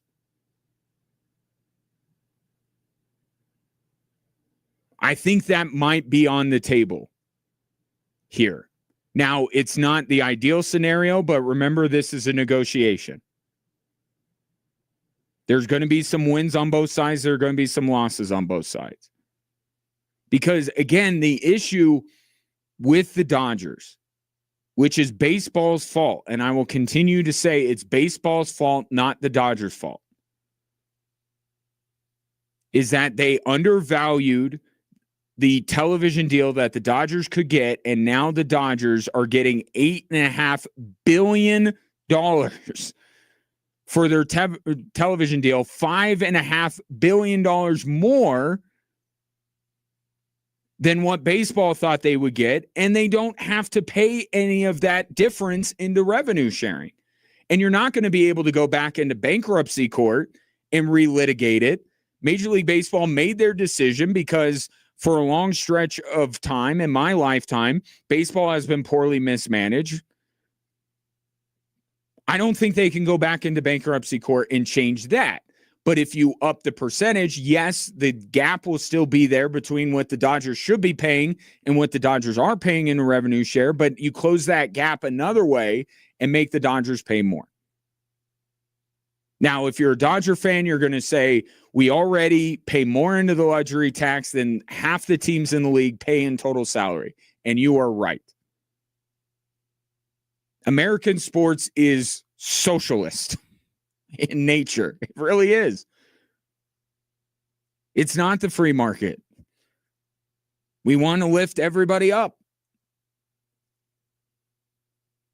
So, yes, you could feel picked on and you could feel like this is all about you, and you're probably right.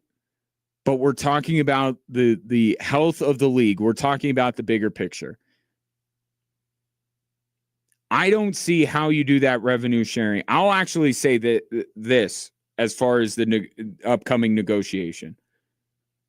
The salary floor, and this is where I'll stop picking on the Dodgers, or at least the perception of me picking on the Dodgers can be lessened a little bit here.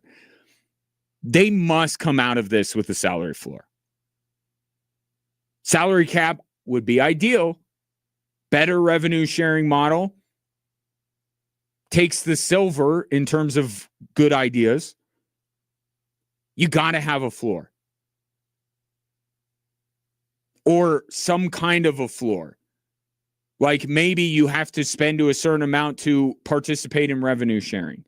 Because all the focus is on the Dodgers, because why would we care about the A's and the Pirates and the Orioles and all of those teams? We don't care about them. It's August. We're looking forward to the playoffs. So we're focused on the Dodgers. But absolutely, the cheaper owners need to be held responsible and need to start investing. Now, if that's a trade-off with the salary cap to limit what the Dodgers can do, and the Mets, they need to be protected from themselves. They got to stop spending money like drunken sailors, because every penny they spend is a waste. Cap floor would be ideal, but you got, to me, if you go in with one thing, it's got to be the floor. Even before trying to figure out what to do with the Dodgers, you got to lift up the floor. You got to get these owners investing. But what I really think about, and it's not that different than our country right now, I'm looking at the middle class here of Major League Baseball. Like, we focus on the top end and the bottom end. And right, and there are merits to looking at that. But I feel like the middle class of team that, you know, maybe is not a playoff team every single year, but can sustain over the course of a decade more success than failure.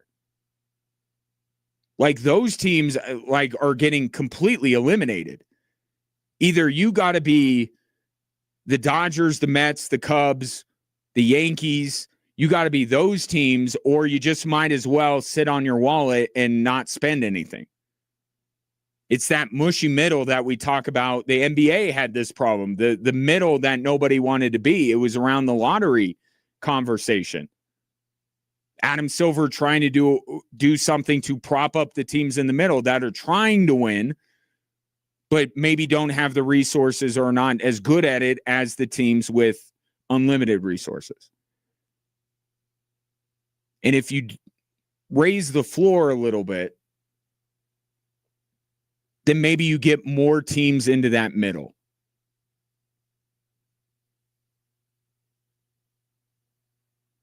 And I think that would be a good thing for Major League Baseball. But it is tricky. It's a tricky thing. And I'm a proponent of the salary cap, but there has to be a floor. And if I can't get a cap, at least give me a floor. And I think baseball will be better off for doing that. The one thing I was also thinking about this too, the hatred and the vitriol directed at the Dodgers. And then, people bring up the Yankees who also three-peated or did three-peat, and now the Dodgers are trying to do the same thing. And the Yankees were absolutely hated. They were the evil empire, all that kind of stuff. But I feel like the hatred towards the Dodgers is greater than those Yankee teams. And I think the reason why is because at the heart of those Yankees teams was still a homegrown core. Pettit, Rivera, Posada, Jeter, Bernie Williams. They brought up these guys. They became stars, and they paid more money than anybody else could offer them to keep them. But at their foundation, they were a homegrown team, and then they supplemented it with the Tino Martinez's and the Chuck Knoblochs and David Wells and Roger Clemens. But the core of that team was homegrown. This is why the Tarek Skubal thing became the tipping point, and everybody is losing their minds over the LA Dodgers. They don't have one homegrown guy in their rotation. Not one. For an organization that supposedly is the best at developing talent of anyone in the league, they didn't develop Ohtani. They didn't develop Skubal. They didn't develop Glasnow. They didn't develop Snell. They didn't. The World Series MVP last year, somebody else, made him, and the Dodgers just signed him. And then you look, Freeman and Betts. The Yankees had a homegrown core. They did it the right way to start. And then they started throwing money around to supplement that core. The Dodgers do it the opposite way. The Dodgers now are almost completely full of players that other teams deserve credit for developing. I mean, they're like the baseball version of the Vegas Golden Knights. Like, none of these guys came up through the system. So it's a little bit harder for Dodger fans to stand on the idea that we develop talent better than everyone else when your own team doesn't believe in the talent you're developing. They have a core of all free agents or guys they traded for, and then they'll supplement that with a homegrown player here and there.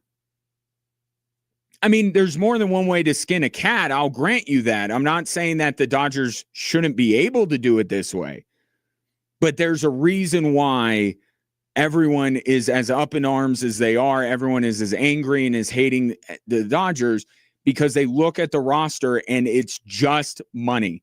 That's what they bought this with. Money. More so than those Yankees teams did. 719-24-7, 1313. One more break. Come back and wrap up the show after this.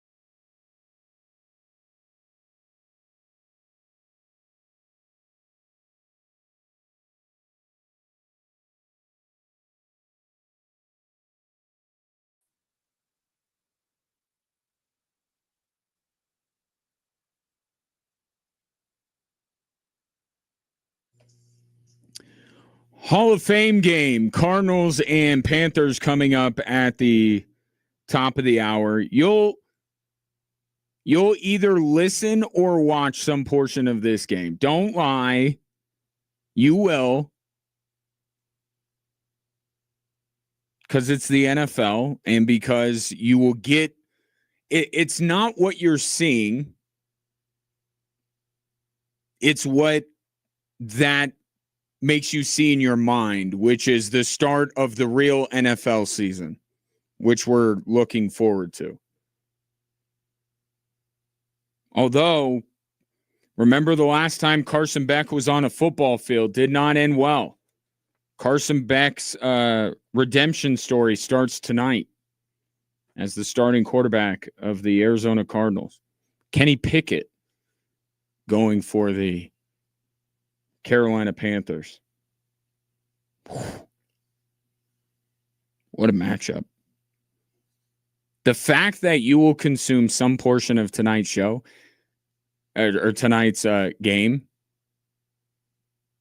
even though it's Carson Beck versus Kenny Pickett, speaks to the power of the NFL. We can talk about parity. We could talk about our thirst for violence in our culture. We could talk about a lot of different things on why the NFL is king. Kenny Pickett versus Carson Beck, we're going to tune into some portion of the game. That right there tells you how powerful the NFL is. Everyone else will be starting their preseason games next week, including the Denver Broncos. Text in from Brett. The Dodgers are not flawed. They're loaded. Major League Baseball needs a salary cap. I agree. I'm just saying salary cap's going to be a little difficult. You're going to have some teams that I'd be curious. Do you think the Dodgers want a salary cap? I don't think that they do. It would save them money, but I think they're fine with their financial model right now. So you get a tiny bit of pushback from the owners' ranks, and you get all the pushback in the world from the players. I'm just saying it's going to be it is going to be difficult, but the sport really needs it. It does. And I'm just saying, in a world where you can't get a salary cap, let's get a better revenue sharing model, closer to the NFL's a revenue sharing model, and then let's get a salary cap floor.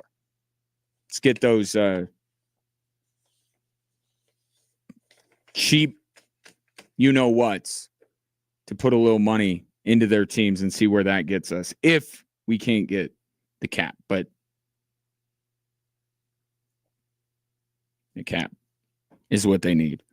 And Brett, thank you for the kind word. But Brett and I have a playful relationship, all in good fun. That's what this is. It's sports, right?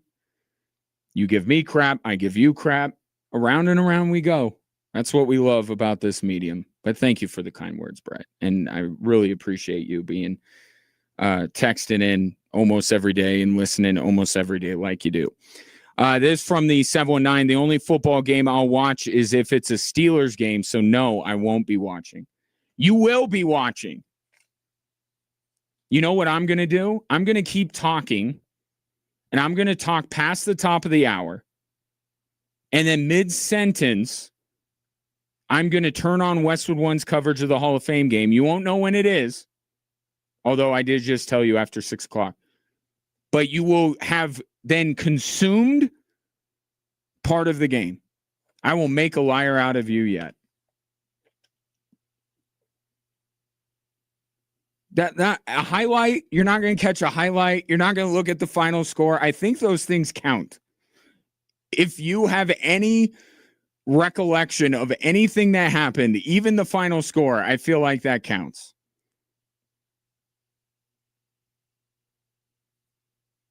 Okay.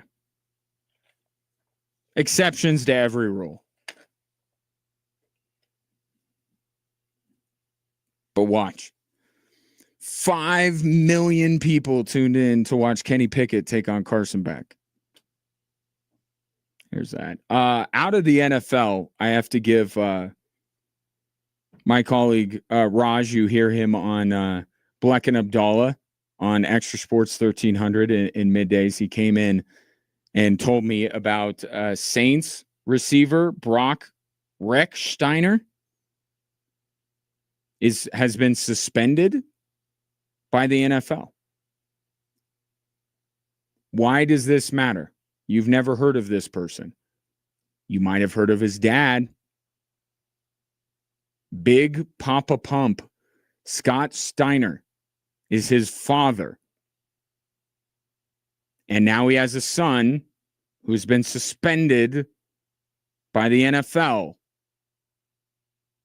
If you think of the number of ways that you can be suspended by the NFL and then say, what's the most likely scenario for the son of Big Papa Pump Scott Steiner, a guy whose arms I still have not seen naturally occurring anywhere else in nature. When he do those bicep kisses, I was like, what the hell is that? It was like baseballs or softballs in his arm. Maybe I'm jumping to conclusions. I don't know his son. I'm sure he's a lovely guy. But you're telling me the son of Big Papa Pump got suspended by the NFL. I'm gonna connect some dots. Apple not falling far from the tree. But if that's not the case, then I will be the first one tomorrow afternoon to apologize to the son of Big Papa Pump.